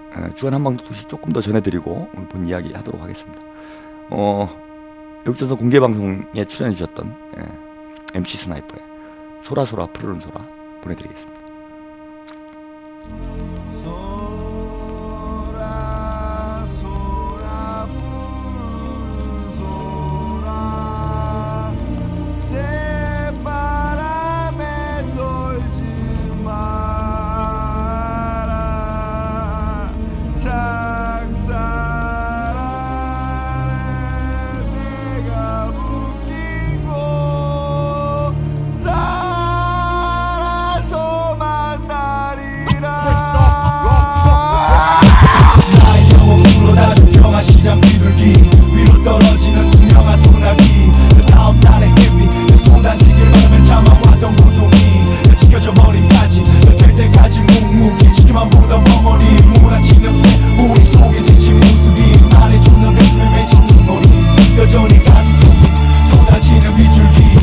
아름다운 서울 정계천 어느 공장 허리 하나 제대로 펴기 힘든 먼지로 찬 닭장 같은 곳에서 바쁘게 일하며 사는 아이들 재봉틀에 손가락 찔려 울고 있는 아이는 배우지 못해 배고픔을 참으며 졸리는 비벼 옆바퀴 보이지 않는 숨 막히는 공장에 갇혀 이틀 밤을 꼬박 세워 밤새 일하면 가슴에 쌓인 먼지로 인해 목에선 검은 피가 올라와. 여길 봐 먼지의 참맛을 아는 아이들 피를 토해 손과 옷이 내굽은 피에 물들 때 손에 묻은 옷깃에 묻은 현실에 묻은 내 피를 씻어낼 부주차 없는 열악한 환경 속에 노동자만을 위한 노동법은 사라진지 오래. 연먼지를 먹고 폐병이 들어 빗잠이 쫓겨날 때 여전히 부패한 이들은 술 마시며 숨통 트이는 닭장에서 버는 한 달 봉급을 여자의 가슴에 꽂아 쏟아주게 나의 영웅으로 다준 평화 시장 비둘기 위로 떨어지는 투명한 소나기 그 다음 날의 햇빛 그 쏟아지길 바라며 참아왔던 고통이 지겨져 버림까지 될 때까지 묵묵히 지켜만 보던 벙어리 몰아치는 새 우리 속에 지친 모습이 말해주는 가슴에 맺힌 눈물이 여전히 가슴 속에 쏟아지는 빗줄기 이에 젖은 70년대 서울의 밤거리 무너지고 찢겨져 버린 민족의 얼룩진 피 일선으로 받은 나는 진정한 민중의 지팡이 모든 상황은 나의 눈으로 보고 판단 결단 살기 위해 허리를 조인 작업장 안에 고마는 너무나도 훌쩍 꺼버린 지금 우리네 아버지 무엇이 이들의 영혼을 분노하게 했는지 알 순 없지만 나는 그저 홀로 속상할 뿐이지 인간으로서 요구할 수 있는 최소의 요구 자식 부모 남편 이 길 버리고 죽음으로 맞서 이들에게 너무도 절실했던 바람 하지만 무자비한 기타 연행으로 사태를 수습한 나라에 대한 질다 비판 현실에 대한 혼란으로 이어져 몸에 불지는 전대 일의 추라 나는 말하는 늙은 지식인들이 하지 못한 많은 것들을 이들은 몸으로 실전했음을 나의 영웅으로 다준 평화 시장 비둘기 위로 떨어지는 투명한 소나기 그 다음 날의 햇빛 또 쏟아지길 바라며 참아왔던 고통이 지겨져 버림까지 될 때까지 묵묵히 지켜만 보던 벙어리 몰아치는 새 우리 속에 지친 모습이 말해주는 가슴에 맺힌 눈물이 여전히 가슴 속에 쏟아지는 빗줄기 이제는 모든 것을 우리 스스로 판단할 차례 7, 80년대에 빈곤한 내 몸만 살다 온 시대 그때의 저항과 투쟁 그 모든 게 나와 비례 할 순 없지만 길바닥에 자빠져 누운 시대 가대가는 2000년대 마지막 고리를 잡고 억압된 모든 자유의 속박에 고리를 끊고 표현의 자유를 누릴 수 있는 나는 예술인으로 태어날 수 있는 나 진짜 한국인 나의 영웅으로 다준 평화 시장 비둘기 위로 떨어지는 투명한 소나기 그 다음 날의 햇빛 그 쏟아지길 바라며 참아왔던 고통이 지겨져 버림까지 될 때까지 묵묵히 지켜만 보던 벙어리 몰아치는 새 우리 속에 지친 모습이 말해주는 가슴에 맺힌 눈물이 여전히 가슴 속에 쏟아지는 빗줄기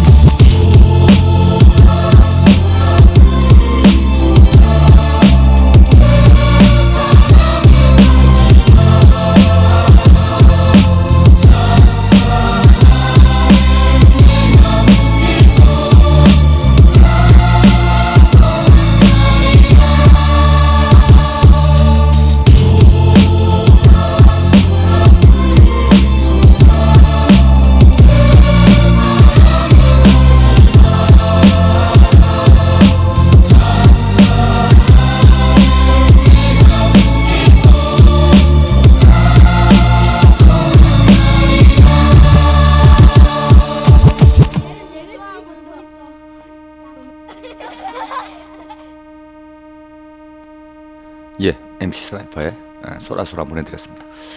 예, 오늘 신청곡 제가 노래를 보내드린다고 하니까 많이 신청을 안 해주셨는데요. 신청 좀 해주세요. 우리 출연했던 분들 노래만 가지고는 또 2시간 안 되기 때문에 노래 몇 곡 신청을 좀 해주셔야 됩니다. 로맨틱 펀치의 토요일 밤이 좋아. 이건 바로 준비를 해드릴게요. 머스타드 밴드 노래 하나 보내드리도록 하겠습니다. 예. 핵과 한반도 아직도 팔고 있다. 아닐 텐데요. 뭐 절판된 지 꽤 된 걸로 알고 있는데 아무튼 사지 마세요. 전혀 사서 좋은 책이 아닙니다. 참 제가 쓴 책을 사지 말라고 해야 되니 가슴 미어지지만 사지 마세요. 신변에 상당한 안 좋은 일이 생길 가능성이 뭐 조금 있습니다.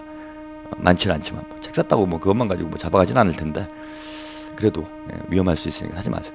제가 이번에 공연하러 갔더니요, 상당히 반가웠어요. 핑핑님 애청자신데 핑핑님이 오셨는데 책을 한 권 꺼내시면서 이제 사인을 해달라 이러시더라고요. 근데 이제 제가 쓴 책을 어디서 구하셨는지 참 그거 희귀본 나중에 박물관에 가서나 볼 수 있는 참 희귀한 도서를 거기서 구하셨더라고요. 그거를 저도 깜짝 놀랐어요. 저도 없어요. 그게 압수수색 될 때마다 제 책을 뺏겨가지고 제가 한 번은 그런 얘기 한 적이 있습니다. 그냥 내 머리를 압수수색해라. 그럼 내가 쓴 책인데 내가 쓴 책을 압수수색하는 건 도대체 뭐 하는 짓인가? 이런 얘기를 공안 경찰들한테 한 적이 있었는데 아니 제가 쓴 것도 왜 뺏어가요? 참 국가보안법이 참 희한합니다. 남이 쓴 걸 제가 읽었으면 뭐 이제 문제가 될런지 모르겠는데 제가 쓴 책을 제가 읽었는데 그럼 뭐 내 머릿속엔 계속 있을 거 아니에요 그게. 그거를 하여튼 뭐 다 볼 때마다 압수색을 하다 보니까 저는 오히려 책이 없어요. 책이 없는데 그걸 구하셔가지고 오셨더라고요. 그래서 제가 사인해드렸어요. 사인. 저도 이런 걸 해봤습니다. 사인. 그거 했습니다. 기분 좋더라고요. 책 구하고 오시면 제가 언제든지 사인해드릴게요. 구할 수가 없을 거야. 정예림의 사랑밖에 난 몰라. 이걸 신청해주시는 짱돌평화님의 의도는 뭔가요? 정예림을 2번 죽이자? 뭐 이런 의도인가?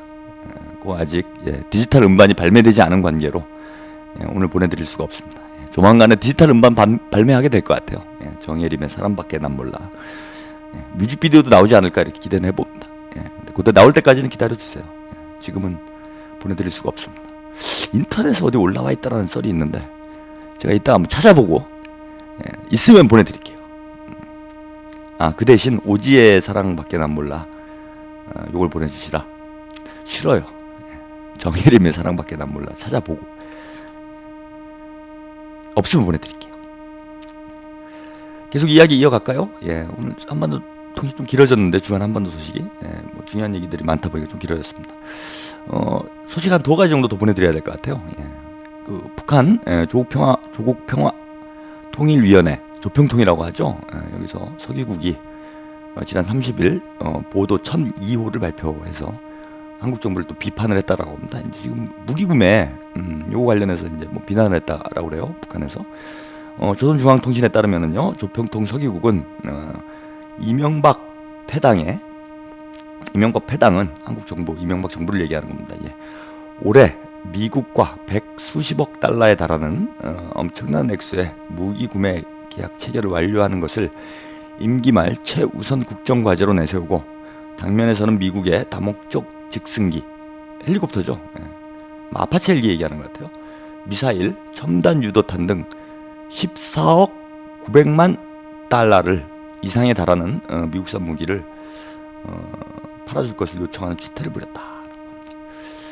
미국이 아직 개발 중에 있고 성능 평가도 제대로 하지 못한 전투기, 뭐 이게 F-25인가요? F-35, F-35를 얘기하는 것 같아요. 전투기까지 시험 비행이 아닌 모의 시험 비행으로 평가를 끝내고 임기 내에 끌어들이려 하고 있다. 이러한 미국산 무기 구매 책동은 조선반도와 동북아 지역의 군사적 대결과 군비 경쟁을 격화시키고 정세를 더욱 첨예화시키는 무분별한 망동이라면서 이명박 정부의 속심은 저들의 임기가 끝나기 전에 친미주고로서의 매국 행위를 깨게 다 감행하여 깨게 깨알같이 뭐 이런 뜻인가요? 깨가 이제 작은 거니까 그런 의미인 것 같아요, 그죠?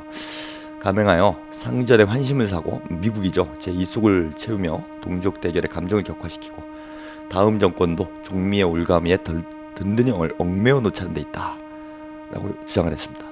우리 군대와 인민의 역적 패당에 미국산 무기 구매 책동은 절대 방관시하지 않을 것이며 그로부터 초래된 후과에 대해서는 전적으로 계례패당이 전적으로 책임지게 될 것이다 라고 강력히 비난했습니다.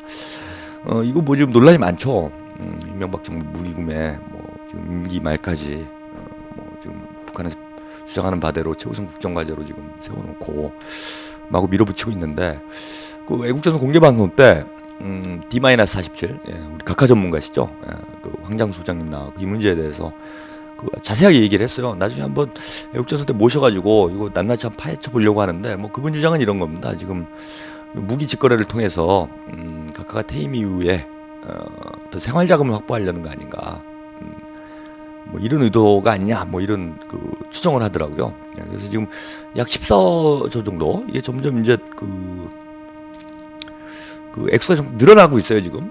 처음에 뭐 14조 이렇게 얘기했는데 지금 분위기로 봐서는 뭐 더 많이 늘어나지 않겠나 이렇게 예상이 좀 되고 있는데 어쨌건 뭐 한 14조 정도로 보면은 이 14조 중에 그 이른바 옵셋 계약이라는 게 있다랍니다. 옵셋 계약이라는 게 뭐냐면은 니네 무기를 우리가 이제 14조를 팔아주니까 그 무기의 어떤 구입 과정 혹은 뭐 구입 이후에 뭐 여러 가지 부대 사업들이 있을 거 아니에요. 뭐 무기 이제 근데 뭐 비행기 고장나면 고쳐준다든지 아니면 뭐 이거 비행기를 배에다 싣고 가야 된다든지 그죠? 뭐 나중에 뭐 정비를 해줘야 된다든지 아니면 또 이걸 또 팔려고 오는 미국 그 업자들한테 뭐 이러저러한 뭐 생활 그 보장을 해준다든지 뭐 이러저러한 이제 부대 그 비용들이 이제 딸려가게 돼 있는데 그 옵셋을 50%를 적용했다고 그래요. 이제 그런 걸 옵셋이라고 그러는데 그런 걸 우리 걸 팔아달라 이렇게 하는 거죠.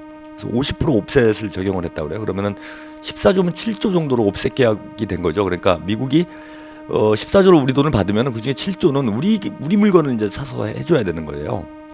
그 얼핏 보면은 참 애국적 소행이죠. 우리 각각에서 조국을 위해서 뭐 기왕 이제 미국 무기는 뭐 어쩔 수 없이 산다 치면은 그 대신 이제 그 중에 한 절반 정도는 우리 기업 거를 갖다 쓰도록 미국의 뭐 보잉사나 로키드 마틴이나 뭐 이런 데서 사올 거 아니에요. 그런 거를 이제 그 우리 거를 사다 쓰게 한 거니까 이거는 뭐 어떻게 보면 잘 생각을 해보면은 야 우리 각하가 정말 애국자구나 이런 착각을 불러일으킬 만한 일입니다. 근데 이제 문제는 거기서 끝나는 게 아니라요.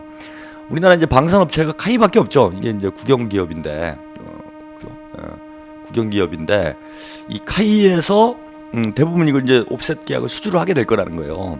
이제 카이가 그러면 이제 국영기업이니까 뭐 정상적으로 그렇게 되면야 좋은 일이죠. 근데 이제 문제는 지금 카이 민영화를 추진을 하고 있다는 거예요. 카이를 이제 판다는 거예요, 민간 기업에. 근데 이제 참 이 카이가 앞으로 이게 돈이 엄청 되는 거 아니에요? 7조 정도의 지금 수주를 받게 돼 있는 거니까 이거는 미국하고 이미 계약이 돼 있는 거니까 무조건 7조 정도의 뭐 이것도 십수년간 7조 정도 대규모 이런 계약을 이미 따놓은 상태이기 때문에 카이의 어떤 이제 기업 가치 이거 어마어마해지겠죠. 그러면은 이 카이를 인수하게 되는 민간 기업은 이거 어마어마한 이득을 취하게 되는 겁니다. 이게 민영화 돼버리면은. 자, 그럼 여기서 이제 포인트가 뭐냐면요. 이제 민영화가 되면 그걸 인수하는 회사는 주가가 엄청나게 뛰겠죠. 그래서 7조짜리 지금 수주를 했는데 주가가 빵빵 터질 거 아닙니까? 이거 뭐 생각나시는 거 있죠? 이제 뭐 BBK랄지, CNK랄지 여러분 기억이 나시죠? 또 이런 식으로 해서 우리 각하가 어떤 자산 불리기로 가지 않겠느냐라는 게 이제 그 황장수 님의 주장이었어요. 근데 제가 얘기를 들어보니까 그럴 것 같아요. 이제 또 주가 조작하는 거죠. 이제 뭐 주가 조작도 아니죠. 이건 인수하는 순간. 그러니까 민영화만 하면은 가만히 앉아서 떼돈을 버는 겁니다. 주가가 빵 튀어가지고 이거 잡기도 어려워요. 직접 돈을 받으면 근데 커미션을 뭐 미국의 군산복합체에서 직접 커미션을 받았거나 이렇게 되면 이거 이제 잡아서 나중에 처벌을 하든지 이렇게 할 수가 있겠는데 이거는 이제 주식 자연스럽게 돈 세탁이 되는 거죠. 주식 투자를 하고 이렇게 돼버리는 거니까 이게 이제 천문학적인 그죠 7조에 이거 뭐 따지면 이제 주가가 그분 주장으로 몇 배는 뛰지 않겠느냐 이렇게 얘기를 하고 있는데 이게 이제 돈 넣어놓은 만큼 돈을 이제 긁어가는 뭐 이런 구조가 될 거다 이런 겁니다. 그래서 이게 지금 무기 구매 문제도 이거 우리가 지금 임기 말에 이거 크게 한 건 당할 수가 있어요. 이분은 우리 각하는 국가를 수익 모델로 생각하시는 분이기 때문에 여러분들 마지막까지 절대 마음을 놔서는 안 됩니다. 최후에 한 방울까지 뜯어가실 분이다. 정신 바짝 차리고 이게 지금 이명박 정부 들어서서 제일 큰 건이에요. 물론 이제 4대강 구조원 해먹었지만은 4대강도 보세요. 지금 노동자들 그 국가에서 지금 돈 내가지고 하는 국책 사업을 임금 체불한다는 게 말이 됩니까? 이러면 지금 악랄한 참 거지 제가 무슨 뭐 똥구멍을 뭐 어떻게 해라 뭐 이런 얘기를 간혹 이제 술 먹다 뭐 화를 내면서 그런 얘기를 좀 하는데 이게 뭐 거지 등쳐먹는 거지. 그 4대가 임금 체불해갖고 노동자들이 건설 노동자들이 이제 파업하겠다고 그러고 있잖아요. 우리 각하가 이런 분이에요. 9조 원이면 거기서 이제 왔다 갔다 하는 커미션만 해도 얼마겠습니까? 근데 이제 그것도 나는 아직도 배고프다. 자기가 뭐 히딩크야? 뭐 B리그의 히딩크입니까? 세계 4강 안에 들어가야 돼? 무슨 의도인지 모르겠으나 하여튼 아직도 나는 배고프다. 더 먹어야 된다 이런 어떤 정신세계를 가지신 분이기 때문에 그 과거에 4대강 하면서 이렇게 드신 것만 봐도 그렇고 이건 이제 4대강보다 2배 정도 되는 프로젝트잖아요. 이게 무기 구매 이거. 근데 이제 미국하고 직거래하는 거기 때문에 또 미국에서 잘 챙겨줄 거예요. 우리 각하가 뼛속까지 신미하시면서 5년 동안 정말 미국을 위해서 헌신봉사하셨는데 미국 정부가 그 정도도 안 챙겨주면 되겠습니까? 미국이 챙겨주면 되는 문제니까 이건 뭐 더 챙겨주기도 쉽고 이거 앞으로 좀 크게 걱정됩니다. 그래서 저는 이거 임기 내에 어떻게든 저질해야 돼요. 절대로 이게 임기 내에 진행이 안 되도록 지금 나라가 지금 거덜이 날 판에 무기를 14조나 살 돈이 어디 있습니까? 그리고 지금 경제가 이렇게 어려운데 그런 거 저런 거 다 떠나서 그리고 뭐 무기 산다고 뭐 북한에 핵무기가 없어져요? 북한이 뭐 핵무기 있고 지금 대륙간 탄도미사일이 있는데 거기다 F-35 사오면은 북한에서 참으로 겁을 먹겠다. 거기다 아파치 헬기 몇 대 갖다 놓으면은 북한에서 참으로 겁을 먹겠습니다. 핵무기 가진 나라한테. 그러니까 하나만 한 짓이에요. 저 안 되겠으면 핵 개발하든지. 북한이 그렇게 걱정이 되면은 남자답게 차라리 핵 개발을 하라고 핵무장을 해서 뭐 무궁화 꽃을 피우건 목련꽃을 피우건 뭘 피우건 간에 진달래를 피우건 아니 그 다 쓰잘데기 없는 무기들 아니에요. 뭐 이걸 가도 뭐 다른 나라한테 써먹을 것도 아니고 주대견은 북한한테 뭐 어떻게 북한의 핵 개발을 막아보겠다 뭐 이런 취지로 무기를 산다는 것 같은데 북한의 위협으로부터 뭐 나라를 지키시겠다며. 그럼 나라를 지킬 만한 걸 뭐 가져오든지. 뭐 헬리콥터 갖다 놓고 이거 뭐 비행기 몇 대 사놓으면은 북한의 핵무기를 막을 수 있어요? 그런 기술이 있으면 저를 좀 가르쳐 주세요. 그런 정말 신기에 가까운 기술을 갖고 계시다면 우리 각가는 신입니다, 신. 어벤져스에 출연하세요, 영화. 요즘 아주 인기가 절정이던데 슈퍼 히어로지. 인간이 아니에요, 이거는.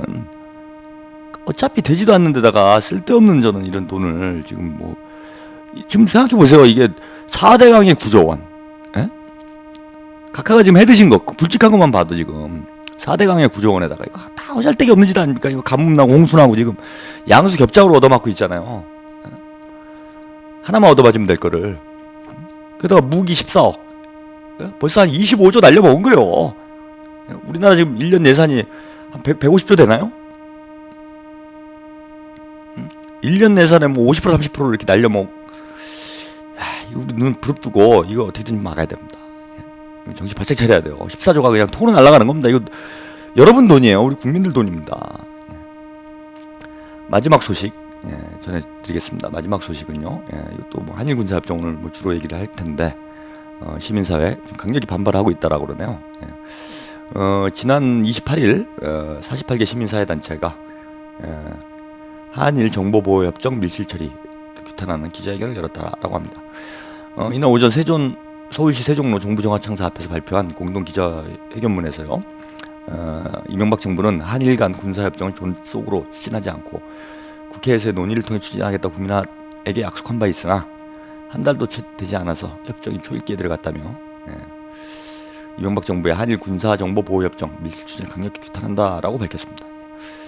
이들은요, 한일 군사정보보호협정 체결은 핵심적으로 미국 주도 미사일 방어체제 구축을 위한 법적 장치를 마련하기 위한 것이라면서 이 협정이 체결되고 한미일 MD체제가 본격적으로 추진될 경우 북한, 중국 등을 자극하게 될 것이 자명하며 동북아의 군비 경쟁이 심화될 것이고 한반도와 동북아 평화안보체제 구축에 정면으로 역행하는 것이다 라고 반대의 이유를 밝혔다라고 합니다. 특히 한일 군사협정은요, 우리 국민의 정서상 용납되기 어려운 면에 있다. 뭐 다 아시지 않습니까? 지금 얼마 전에 말뚝 테러, 이걸 우리 국민 반일 감정이 지금 아주 격화되어 있는 시점에 일부러 이러는 것 같아요. 이게 무슨 꼼수가 있는 건가? 일본 죽이기인가 이게? 일부러 그러는 건지 반일 감정을 부추겨가지고 어떻게 대선 때 한몫을 보려고 그러나? 그런 것 같지는 않은데, 그죠? 오사카리이신데. 근데 하여튼 뭐 지금 안 그래도 지금 반일 감정이 지금 고조되고 있는 시기에 굳이 또 이걸 터뜨려가지고 그것도 그죠? 공청회 한번 거치지 않고 국무회의 즉석 안건으로 이렇게 졸속으로 처리한 것, 이것이 무슨 의도인지 참 관심이 갑니다. 그죠?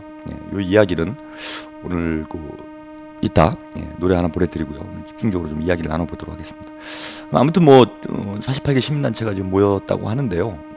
이거 지금 모여서 기자회견 하고 끝내실 일이 아닌 것 같아요. 지금 제가 볼 때는 광우병 소고기 수입보다 더 심각한 문제인데 이게 이거 다시 촛불 들고 나가야 될 상황.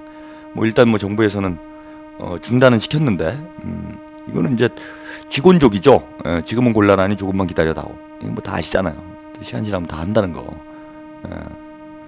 특히 이제 박근혜 씨가 대통령이 되거나, 박근혜 씨는 또 일본하고 상당히 또 인연이 깊잖아요. 아버님이 이제 일본인이셨기 때문에 박근혜 씨는, 그죠? 다카키 마사오 였기 때문에 이거 이제 새누리당이 집권한다거나 이렇게 되면은 전면적으로 밀고 나갈 가능성이 있습니다. 그리고 아마도 각하 어차피 임기가 뭐 끝났기 때문에 사고 한번 크게 치고 끝낼 수도 있고요.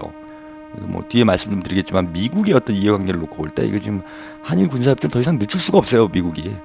그리고 정권이 지금 바뀔 가능성도 있잖아요. 바뀌게 되면 또 5년 정도 이거 추진을 못하게 되는데 그러면은 뭐 북한에 대한 어떤 군사적 대응 그 체제를 만드는 게 미국이 어려워질 수 있다. 그런 차원에서 미국이 강행을 할 가능성이 있고 우리 각하는 뭐 미국에 가자면 어디든 가시는 분이기 때문에 각하도 어느 시점에 또 국민들이 약간 또 관심을 놓치는 시기에 이거 터뜨릴 가능성이 있습니다. 그래서 지금부터 시민사회 단체뿐만 아니라 국민들이 좀 모여가지고요 다시 촛불 들고 나가야 될 것 같아요. 이건 아니죠. 제2의 한일 합방 반대 투쟁을 한일 합방이 아니죠, 그죠? 한일 협정 반대 투쟁을 협상 반대 투쟁을 불을 지펴야 되지 않을까. 우리 이명박 각하께서 한일 협상 반대 투쟁 때 데모를 하셨다라는 썰이 있어요. 뭐 본인은 그렇게 주장을 하는데 지금 자기가 그랬으면서 제2의 한일 협상 좀 추진을 하고 있는데 이거 어떻게든 국민의힘을 막아야 할 것 같습니다. 오늘 주간 한반도 소식은 여기까지고요. 노래 한 곡 듣고요. 이 미친 한일 군사협정 무엇이 문제인가 이야기 나눠보도록 하겠습니다. 머스타드의 또 다른 시작 보내드리겠습니다.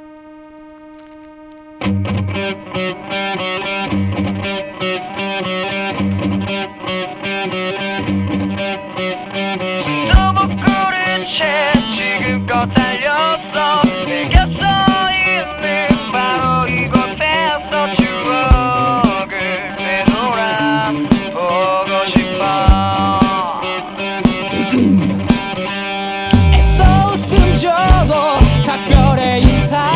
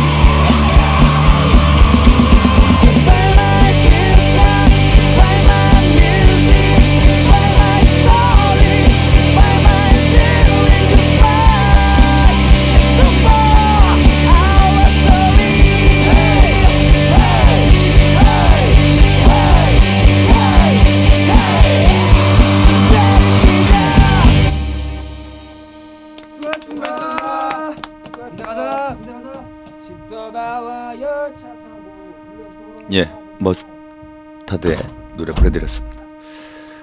희한하게 끝나네요. 예, 수고하셨다네요. 예, 방송 끝나는 줄 아셨겠습니다. 예, 오늘 뭐 본격적인 얘기를 좀 해볼까요? 예, 한일 군사협정 문제 예, 요즘 심각하게 되고 있는데요. 일단은 뭐 아까 서두에 말씀드렸지만은 이런 중대한 외교 관련된 협정을 국무회의를 중에 그것도 즉석 안건으로 이렇게 추진한다라는 것 자체가 일단은 자기들부터 뭔가 캥기는 게 있었던 거죠. 이게 이렇게 하면 안 되는 거다라는 걸 스스로 이게 자인하는 게 되는 겁니다. 그죠? 뭐 이거 정정당당하고 좋은 일이면 그냥 정상적으로 국무회의에 뭐 미리 국민들한테 알리고 우리가 이번 기회에 일본하고 대북 정보를 교환하게 됐습니다. 드디어 대북 태세를 우리가 대북 안보 태세를 완벽히 확립을 하고 우리 국민들의 안전을 일본의 도움을 받아 더 강력한 안보 태세를 구축하게 됐습니다. 뭐 이렇게 해서 발표를 하고 하면 되는 거죠. 근데 이제 이게 이렇게 하면 안 된다는 걸 자기들 알고 있었기 때문에 그러니까 이제 뭐 졸속으로 추진을 했다 뭐 이렇게 보시면 될 것 같아요. 그러니까 자기들도 아는 거예요. 이건 나쁜 짓이다. 더 이상 뭐 이걸 가지고 중언부언할 필요가 없습니다. 그들의 행동이 이 사건의 본질을 너무 선명하고 명확하게 드러내고 있기 때문에 뭐 내용 문제 뭐 이런 거 다 떠나서 이미 자기들도 이건 뭐 잘못된 문제라는 거 뭐 시인한 꼴이나 다름이 없다라고 보고요. 처음에는 이제 청와대 잘 모른다 뭐 이렇게 주장을 했어요. 청와대는 이제 잘 모른다. 우린 모르고 했다. 우리 각하도 이제 뭐 모르는 척 이렇게 했습니다. 그랬다가 이제 뭐 이거 어떻게 모르니까 더 문제다 이제. 어떻게 또 모를 수가 있습니까 이게. 청와대 이제 이게 누가 다 시켜서 하는 일인지 이게 다 뻔히 아는데요. 김태효죠 외교안보석인가요? 자, 정확한 지금 명칭이 직함이 기억이 안 나는데 외교안보석 청와대 대외전략기획관이죠. 김태효 대외전략기획관이 이제 이거 뭐 주되게 추진을 했다라는 거 이거 뭐 뻔히 다 아는 얘기고 이 양반이 흥미로운 경력이 있어요. 흥미로운 경력인데 이 나카소네상이라는 게 있어요. 나카소네라는 사람이 저기 일본에 총리했던 사람이죠. 80년대에 내가 총리했던 걸로 90년대가 80년대에 총리했던 걸로 기억이 납니다. 일본의 대표적인 구구파 우파 정치인 중에 한 명이죠. 망언도 많이 했고 우리 식민 역사와 관련해서. 근데 이 사람이 뭐 주는 상이 있어요. 뭐 구구파가 주는 상이면 뭐 뻔한 거죠. 그러니까 민중의 소리가 주는 상이면 뭐 민중하고 관련되는 걸 주겠죠, 그죠? 근데 일본의 구구파가 상을 주면은 구구하고 관련된 상을 주겠죠. 근데 일본의 구구파가 하는 소리들이 뭐 다 그런 거잖아요. 대동아 공영권을 뭐 다시 건설해야 되고 뭐 그죠? 우리가 사실은 한국을 침략한 게 아니라 한국을 근대화 시켜준 거고. 뭐 이따위 주장들을 하는 게 일본 구구파들의 정신 세계인데 이런 사람한테 한국 사람이 상을 받았다라면은 그거 좀 문제가 있는 거죠. 근데 2009년이에요, 그것도. 그러니까 그 재임 기간이에요. 2008년도부터 2012년까지 지금 현재까지 2008년부터 대통령실 대외전략 비서관을 하고 있는데 2009년 제5회 나카소네 야스히로 각하를 또 무슨 야스히로 그러죠? 월산 명박? 갑자기 까먹었네? 그 이름 때문에 이렇게 받았나? 하여튼 나카소네 야스히로상을 받았어요. 2009년에. 임기 중에 받은 거예요. 제 임기간에. 제가 이거 한번 찾아볼게요. 이게 나카소네. 제가 뭐 옛날 사람이라 잘 기억이 안 나는데 백과사전에 어떻게 나와 있는지 한번 보겠습니다.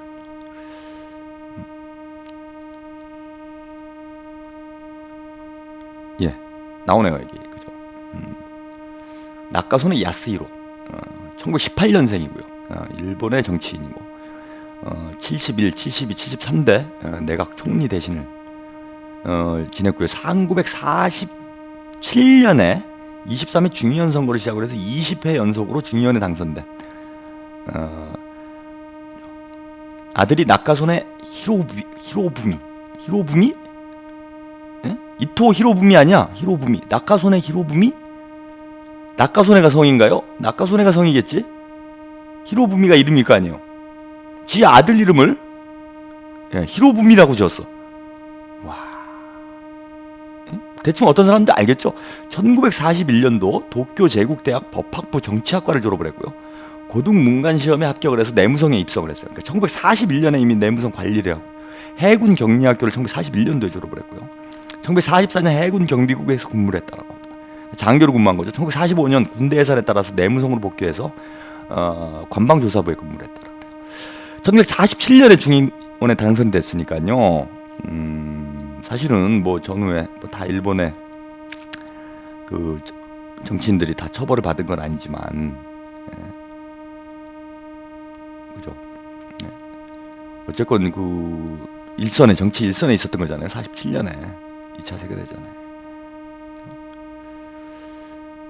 자, 1982년에 72대 내각 총리 대신으로 취임한 뒤에 행정개혁 추진과 전후 정치의 총결선을 쟁취하며 재창한 87년까지 총리로 재임을 했고요.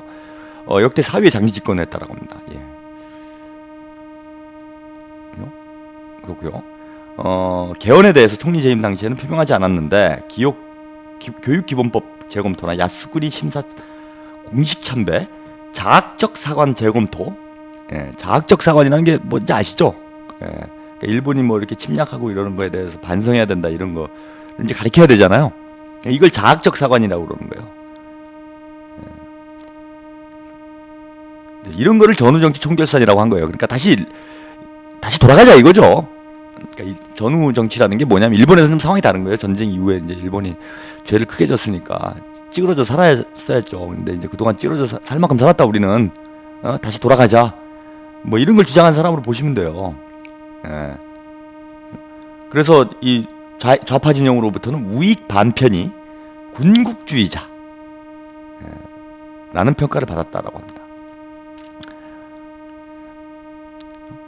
그 한번 상을 찾아볼까요? 아까 손에 야스히로상, 참 어떤 사람한테 주는 상인지 한번 찾아보겠습니다. 아까 손에 야스히로상이라는 게 있어요. 야스히로상. 야스히로상, 일본은 뭐 누누 씨가 이제 상이죠. 야스히로상이 나오네요. 낙가손이 야스히로상을 줘야 되겠군요. 어떤 상인지 볼까요?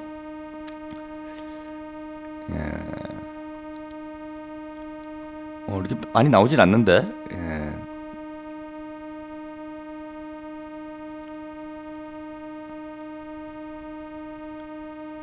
하여튼 이 한일 정보, 제가 이 상에 대해서는 좀 찾기가 어렵네요. 뭐 잘 알려지진 않은 상인 것 같아요. 근데 어쨌건 간에 이 나카소네라는 사람의 아들을 뭐 이토 히로부미라고 지을 정도면 어떤 정신세계와 정치관을 가진 사람인지 이게 뻔히 알 수 있는 거 아니에요.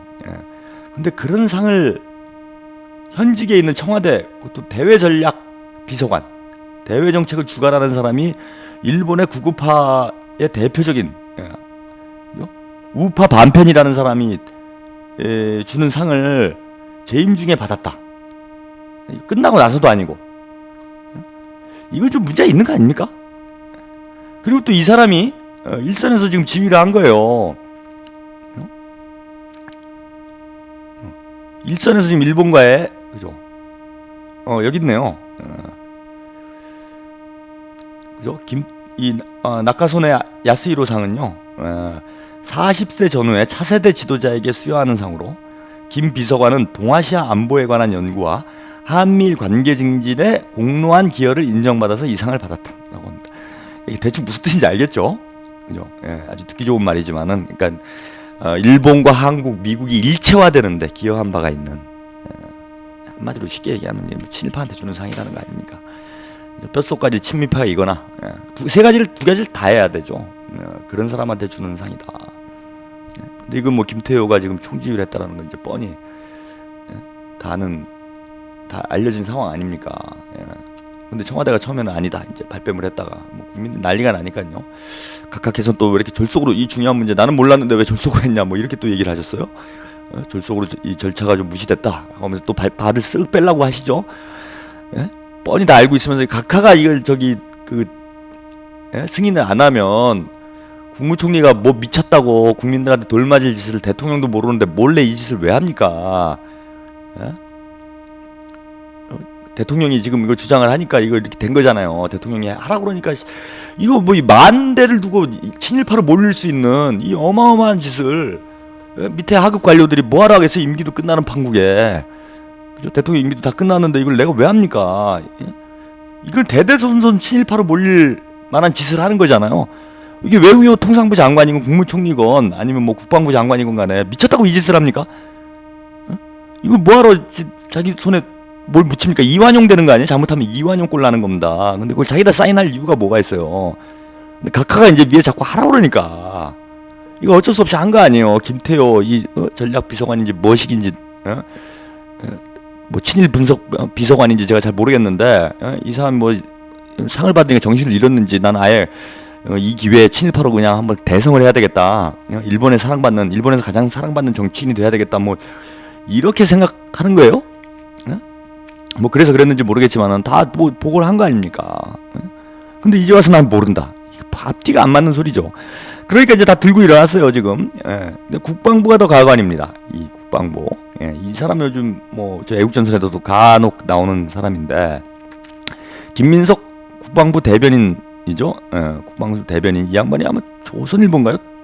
동아일보인가에서 군인도 아니에요. 이 사람은 군인도 아닌데 지금 국방부 대변인을 하고 있어요. 기자인데 기자 출신인데 그냥 갖다 내려 꽂아버린 거죠 그냥. 그죠? 대가리채 그냥 내려 꽂아버린 케이스라고 보시면 됩니다. 이 양반 뭐라고 그랬느냐? 한일 간 군수 지원 협정은 2008년이 아니라 그 이전부터 실무선에서 많이 논의돼 왔다. 그 이전부터라는 건 노무현 정부 때라는 얘기죠. 언제부터 누구에게 논의됐다고 말하기는 어렵다. 라고 주장을 했습니다. 그러니까 다 안 되면 이제 노무현 정부 탓이죠. FTA도 그랬죠. FTA도 이제 슬쩍 이거 노무현 정부 때부터 하던 거다. 슬쩍 빠져나가고. 그런데 이제 아주 이게 아주 이걸 뭐라 그럽니까 이게? 이게 뭐 만능의 이런 보검이 됐어요. 만능의 보검. 노무현 탓이다. 아주 5년 내내 남 탓만 하다 끝나죠. 뭐 이와 관련해서요. 청와대 전 안보전략비서관 박선원 씨가 사람 사는 세상 노무현 대통령 그 추모사업회 노무현 재단에서 운영하는 홈페이지죠. 관련해서 글을 올렸습니다. 이와 관련해서 정말 후한무치하고 무책임한 정권이면 비겁하기 이를 데 없다. 안보를 위해 꼭 하지 않으면 안 된다고 버티지 못해 겨우 찾아낸 알리바이가 참여정부 때도 그런 논의가 실무자 사이에 있었다라는 헛소리라니 가히 기가 찰 노릇이다. 라고 성토를 했습니다. 그러면서 전혀 사실무근이고 군사정보협정보다 한 단계 높은 군사지원협정까지 제안한 게 이명박 찌끼야마다 정권 찌끼야마 정권이다. 이분이 이제 상당히 흥분을 했네요. 이명박 찌끼야마 정권이 군사지원협정까지 했고 손바닥으로 해를 가리듯 거짓말을 해서는 안 된다. 차라리 일본에게 100개를 넘겨주더라도 하나라도 받으면 좋은 것 아니냐고 항변하는 게 낫지 않겠느냐. 코웃음거리는 되겠지만 비겁하고 야비하다라는 이 정권의 속성까지 노출하지 않아도 될 일이다 라고 정말 신랄하게 비판했습니다. 그러니까 일단 뭐 이 박선원 씨가요 안보전략 비서관을 했으니까 뭐 참여정부 때 진행됐던 일들 다 알겠죠. 근데 이렇게 격하게 찌끼야마 정권이라고까지 잘못하면 이제 또 고소당할 일인데 이렇게 강력한 그 단어를 사용하면서까지 비판을 한 것으로 봐서는 이건 뭐 전혀 사실과 무관하다는 얘기인 거죠. 전혀 사실과 무관한. 그래서 지금 이제 사고는 지들이 크게 쳐놓고 국민들이 그걸 들고 일어날 판이 되니까 뭐 제가 아까 뭐 제2의 이거 한일협상 반대 투쟁을 해야 되는 거 아니냐 뭐 이런 말씀 드렸는데 온 국민이 지금 들고 일어날 판이 되니까 이제 서로 떠넘기기 하다가 청와대는 몰랐다. 그러다가 뭐 말이 안 되잖아요 논리적으로. 그러니까 이제 또 외교통상부에서 뭐 또 우리 책임이 아니다. 국방부에서는 또 어디로 넘겼습니까? 노무현 정부 책임이다. 서로 미루게 하는 거죠. 뭐 좀 양심은 있나 봐요. 이런 거 하면은 진짜 친일 매국노가 되는구나.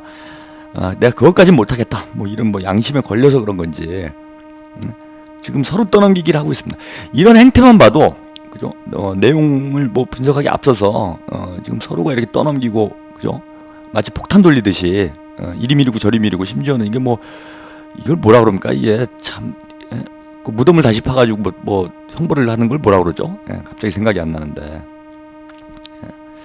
뭐 그런 것도 아니고 노무현 대통령 다시 또 무덤을 파내가지고, 이거 참 이게 개새끼들이나 할 짓이죠. 이게 사람 새끼들이 할 짓입니까? 그만큼 괴롭혔으면 됐죠. 그만큼 괴롭혀서 죽음에까지 이르게 만들었으면은 지들이 좀 양심이 있으면 좀 이제 다른 사람한테 뒤집어 씌워도 되잖아요. 할 짓입니까? 이건 개호로 자식들이나 할 짓이죠. 또 노무현 대통령 무덤을 파내가지고 이것도 고인을 또 이게 뭐 고인에게 또 치욕을 주려고 그러고, 참 이건 진짜 이게 좀 개새끼란 말이 제가 안 나올 수가 없어요. 이게 사람 새끼들이 할 짓입니까?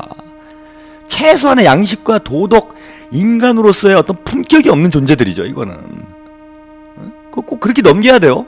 그렇게 떠넘겨야 돼. 그렇게 변명거리가 없어요. 잘 몰랐다 그러든지, 뭐 이런 건지 몰랐다고, 일본하고 친하게 지내면 좋은 건 줄 알았다, 월드컵도 하고.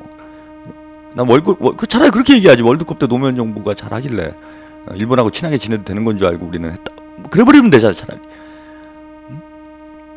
이건 진짜 할 짓이 아닙니다. 근데 이렇게 이제 좀 비열하고 야비한 행태를 하는 것만으로 봐도요, 자기들 스스로 아는 거예요. 이런 거 하면 안 된다는 걸. 국민들 정서 문제가 아닙니다.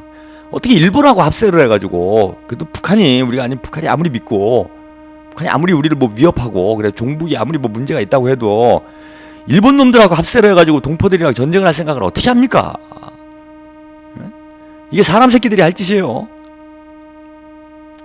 저는 이건 절대 안 된다고 봅니다. 미국이랑 저는 합세해서 이러는 것도 참 꼴사나워 죽겠는데, 이게 뭐 저 신라 때 뭐 당나라 끌어들여가지고 고구려 치는 거랑 뭐 다를 게 뭐가 있습니까, 이게? 그죠? 일본 놈들이랑 합세하고 독립군 때려잡던 거랑 뭐가 다를 게 있어요? 아무리 북한이 마음에 안 들어도 전 도대체 이건 있을 수가 없는 일이라고 봅니다. 노래 한 곡 듣고 오늘 좀 내용 분석을 좀 해보도록 하죠. 로맨틱 펀치의 토요일 밤이 좋아 보내드리겠습니다.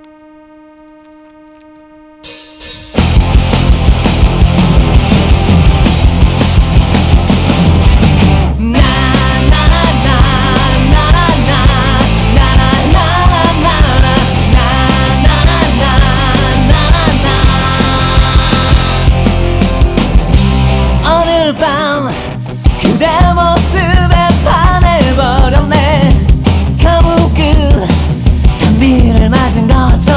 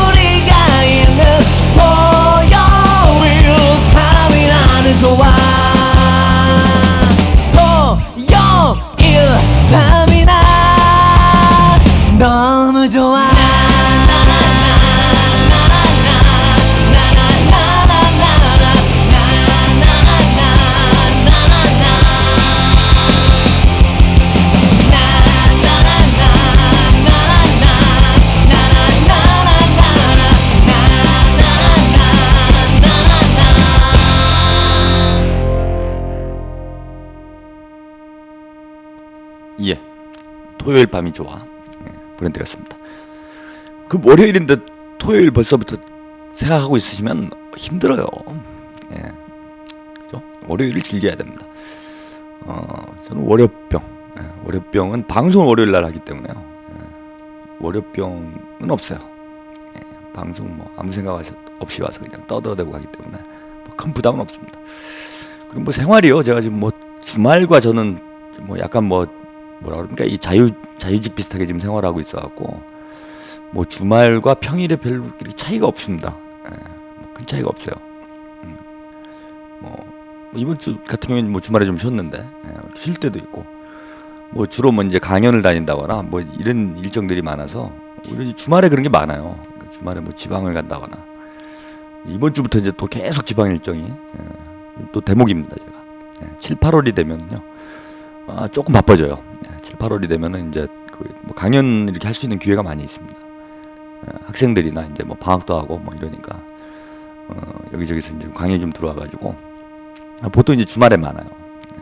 주말에 뭐 지방 갔다가 또 강연 가면 또 술 한잔 해야 돼요. 저는 그냥 강연만 하고 오면 좋은데 성격 자체가 좀 알코올 이런 편향증이 있어가지고 그러다 보면 상당히 이제 피곤한 일정들이 많은데 그래서 특별히 뭐 저는 월요병 같은 건 없습니다. 매일 하루하루가 그냥 거의 비슷한 상태죠. 근데 아무튼 자꾸 월요일부터 토요일 생각하시면 한 주일이 힘듭니다. 한 주일이 힘들어. 제 아들이 그래요. 제 아들이 유치원 다니는데 큰 놈이 월요일부터 매일 하루하루 손 꼽습니다. 토요일이 언제 오나. 얘는 일주일 너무 괴로워 보여요. 제가 볼 때는. 하루하루를 즐기면서 일도 그냥 즐기면서 하면 좋죠. 뭐. 그래서 이번 주도 힘차게 월요일 날 힘차게 시작해야 됩니다. 저도 애국전선을 월요일 날 하니까 그런 건 좋은 것 같아요. 월요일부터 그냥 후끈하게 그냥 뭐 할 말하고 뭐 이렇게 시작을 하니까 딱 하나 안 좋은 점은 월요일 날 저희도 녹음하면 이제 요즘엔 거의 뭐 뒤풀이가 거의 관례화되어가지고 월요일부터 술을 좀 먹어야 된다는 거. 또 제가 또 술을 먹으면 그냥 아주 주구장창 먹는 이런 스타일이어가지고 적당히 먹을 줄 모릅니다. 그게 이제 일주일 어떤 그 생체 리듬에 조금 부담은 되는데 근데 월요일부터 뭐 즐겁게 시작을 하니까 뭐 한 주가 그냥 금방 가는 것 같아요. 그래서 여러분들도 월요일 날 한번 뭐 좋은 일 만드세요. 오늘 뭐 저녁 때나 뭐 술을 먹지는 않더라도 그러면 한 주가 조금 더 활력 있게 진행하지 않을까 이렇게 생각을 해봅니다. 오지혜의 사랑밖에 난 몰라 이거 보내드리려고 했는데요. 이상 재생이 안 되네요. 뭐가 있나봐요. 그래서 그냥 심수봉 사랑밖에 난 몰라 심수봉 원곡으로 들어야 됩니다. 명작은 그 원곡을 들어야 돼요. 오늘 마지막 곡으로 보내드려야 될 것 같고요. 이재하의 모란동백은 다음 주에 첫 곡으로 제가 보내드릴게요. 이재하 모란동백 첫 곡으로 제가 보내드리도록 하겠습니다. 요거까지 보내드리기는 어려울 것 같아요. 벌써 뭐 웃고 떠들다 보니 시간이 45분을 넘어서고 있습니다. 그래서 오늘 이야기 좀 마무리를 뭐 슬슬 해야 될 것 같고요. 마지막 곡은 우리 정하나에게 바치는 노래 심수봉의 사랑밖에 난 몰라를 오늘 마지막 곡으로 보내드리겠습니다. 그래서 기분 좋을지 이 노래를 자꾸 틀어대면 그건 잘 모르겠으나 아무튼 마지막 곡 보내드리도록 하겠습니다. 한일 군사 협정, 뭐 제가 본질상에는 뭐 이게 지금 겉으로 얘기하는 거는 이제 대북 정보 관련해서 뭐 일본에는 이제 인공위성이 있고 한국에는 이제 주로 인적 네트워크를 뭐 퓨민트라고 그러죠. 이제 뭐 국정원에서 관리하는 인적 네트워크를 통해서 북한 정보 수집을 하고 사실은 이제 북한에 외국인들이 들어가 정보 수집하기가 상당히 어려워요. 북한 사회의 특수성 때문에. 그래서 한국어를 능수능란하게 사용할 수 있는 사람들이 아니면 첩보 활동을 할 수가 없어요. 북한에 들어가서. 그러니까 007도 북한에 가면 뒤지는 거예요. 그 옛날에 그 007 영화 있었죠. 그 어나더 데이인가? 그 007이 이제 북한에 가서 억류가 됐다가 뭐 이렇게 탈출한다는 이런 내용으로 시작하는. 우리나라에서 흥이 잘 안 됐어요. 그때 남북 관계가 좋을 때였기 때문에 흥이 잘 안 됐는데 아마 007 어나더 데이 그거 맞을 겁니다. 어나더 데이. 그걸 했는데 거기서 이제 북한에 들어가서 007 공작하다 붙잡혀가지고 뭐 이제 뭐 포로 교환을 해서 나왔다 뭐 이런 얘기인데 그게 말이 안 되는 얘기예요. 북한에 007 못 들어갑니다. 그러다 보니까 이제 일본이나 미국 쪽에서 직접적으로 북한 정보를 첩보를 입수하기 상당히 어려워요. 뭐 그렇게 해서 간혹 뭐 무슨 그런 거 뭡니까 뭐 기자들이 들어간다거나 뭐 이런 식으로 해가지고 정보 수집 활동하는데 그런 거야 이제 고급 정보가 아닌 거죠. 고급 정보가 아니고 그러면 이제 탈북자라든지 아니면 이제 한국인들이 몰래 밀입국을 합니다. 예, 그런 경우가 적지 않다고 그래요. 그리고 또 이제 중국 보따리 장수들 이런 사람들이 들어가가지고 이제 정보 수집을 하고, 요거는 아무래도 이제 한국 쪽이 강하죠. 이제 반면에 이제 일본 쪽에서는 인공위성 같은 걸로 이제 북한 감시를 하는데, 이제 그런 정보를 서로 교환할 수 있다는 거예요. 근데 무슨 교환입니까? 일본에서 뭐 인공위성으로 북한 들여다봐야 뭘 그 미국에서 받아도 되는 거고요. 그러니까 우리가 받을 게 없어요, 이게 정보를. 그러니까 사실 우리 정보를 일본에 제공하는 꼴밖에 안 된다는 겁니다. 만약 위성 정보가 필요하면 미국이 받으면 되죠. 그걸 일본한테 왜 받습니까? 그렇다고 뭐 일본 사람들이 가갖고 뭐 일본에 거기 가고 일본 말하면 큰일 나죠. 북한에 가가지고 뭐 일본 사람 더 싫어하잖아요, 미국 사람보다.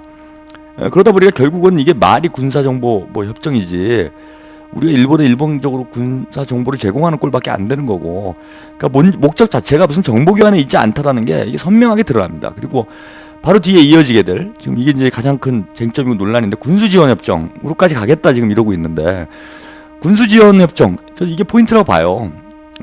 이건 뭐냐, 한반도에 전쟁이 터지면은 미국이 일본이 이제 병창 기지화 되는 거 아닙니까? 거기 뭐 주일 미군 기지도 있고, 한반도에서 이제 옥신각신 하고 있으면 아무래도 일본에서 많은 뭐 물류들을 지원을 해야 될 텐데, 그러면 일본이 병창 기지로서 이 역할을 해줘야 됩니다. 근데 지금 한일 관계를 고려하면 그렇게 하면 안 되죠. 또 일본의 국내법적으로도, 그죠? 한반도 물론 뭐 유사사태법 같은 거를 벌써 이미 통과를 시켜놓고 일본이 한반도 재침의 어떤 기회, 법적 제도 장치들을 만들어 놓고 있는 거는 사실이긴 하지만은, 뭐 여전히 평화연법이라는 게 있고요.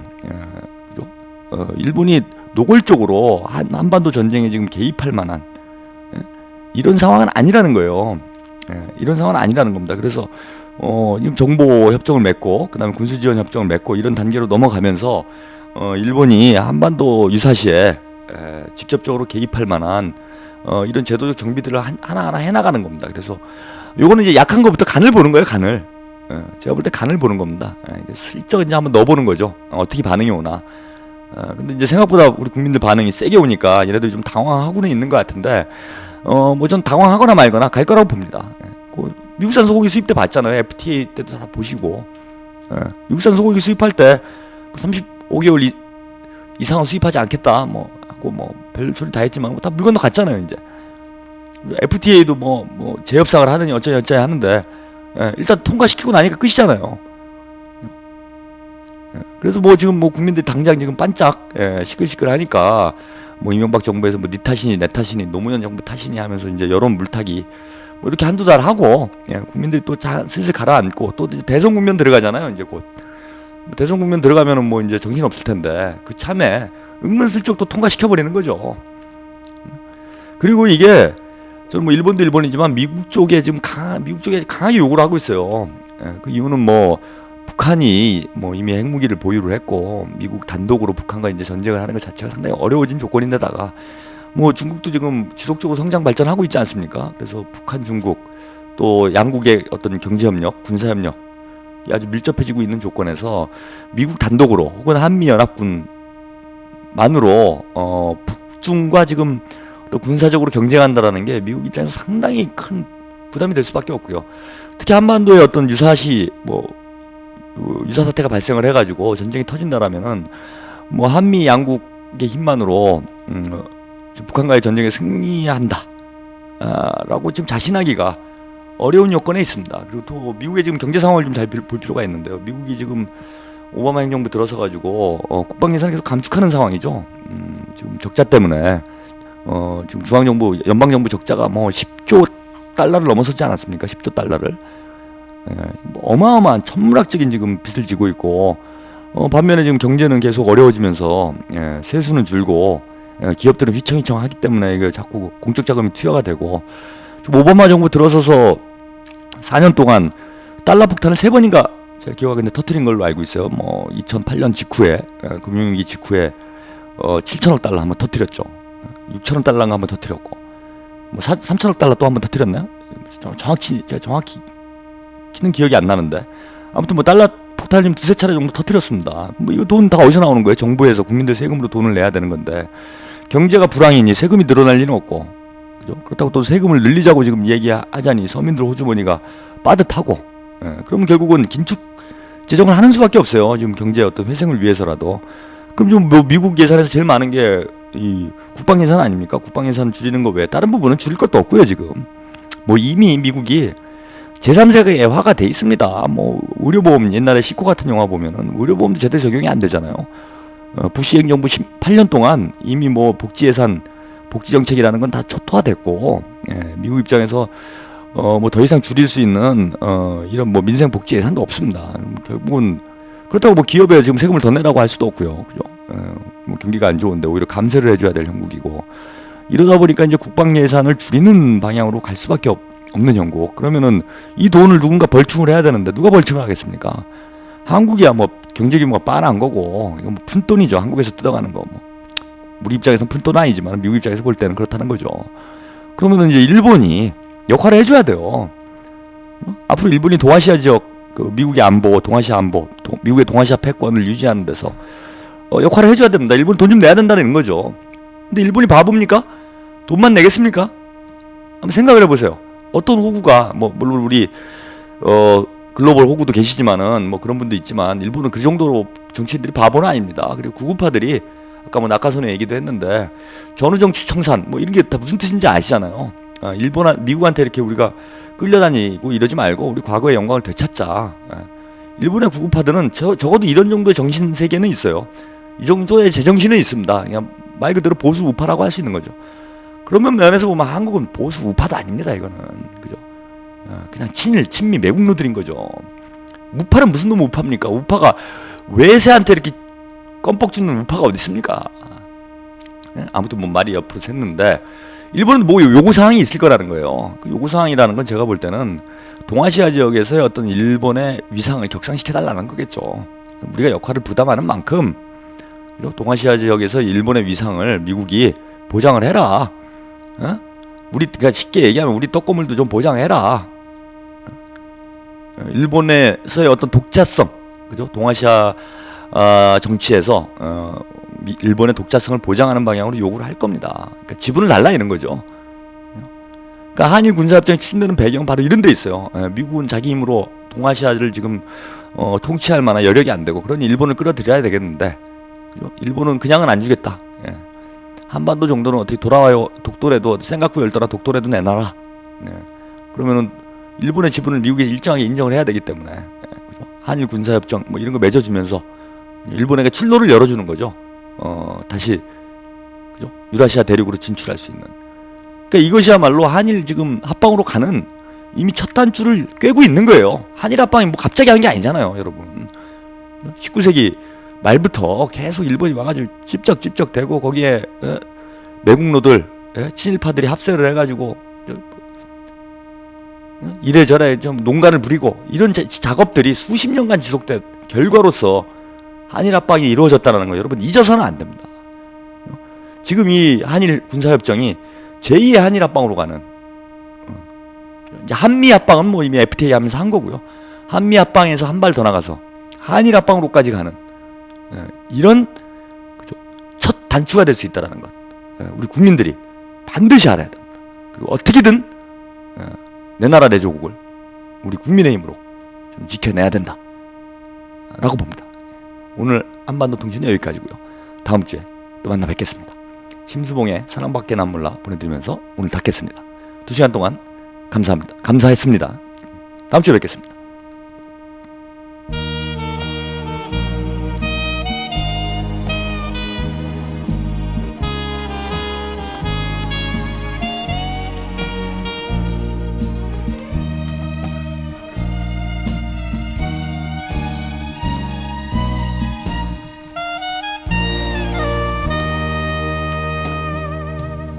그대 내 곁에 선 순간 그 눈빛이 너무 좋아. 어제는 울었지만 오늘은 당신 때문에 내일은 행복할 거야. 얼굴도 아니 뭣도 아니라니 부드러운 사랑만이 필요했어요. 지나간 세월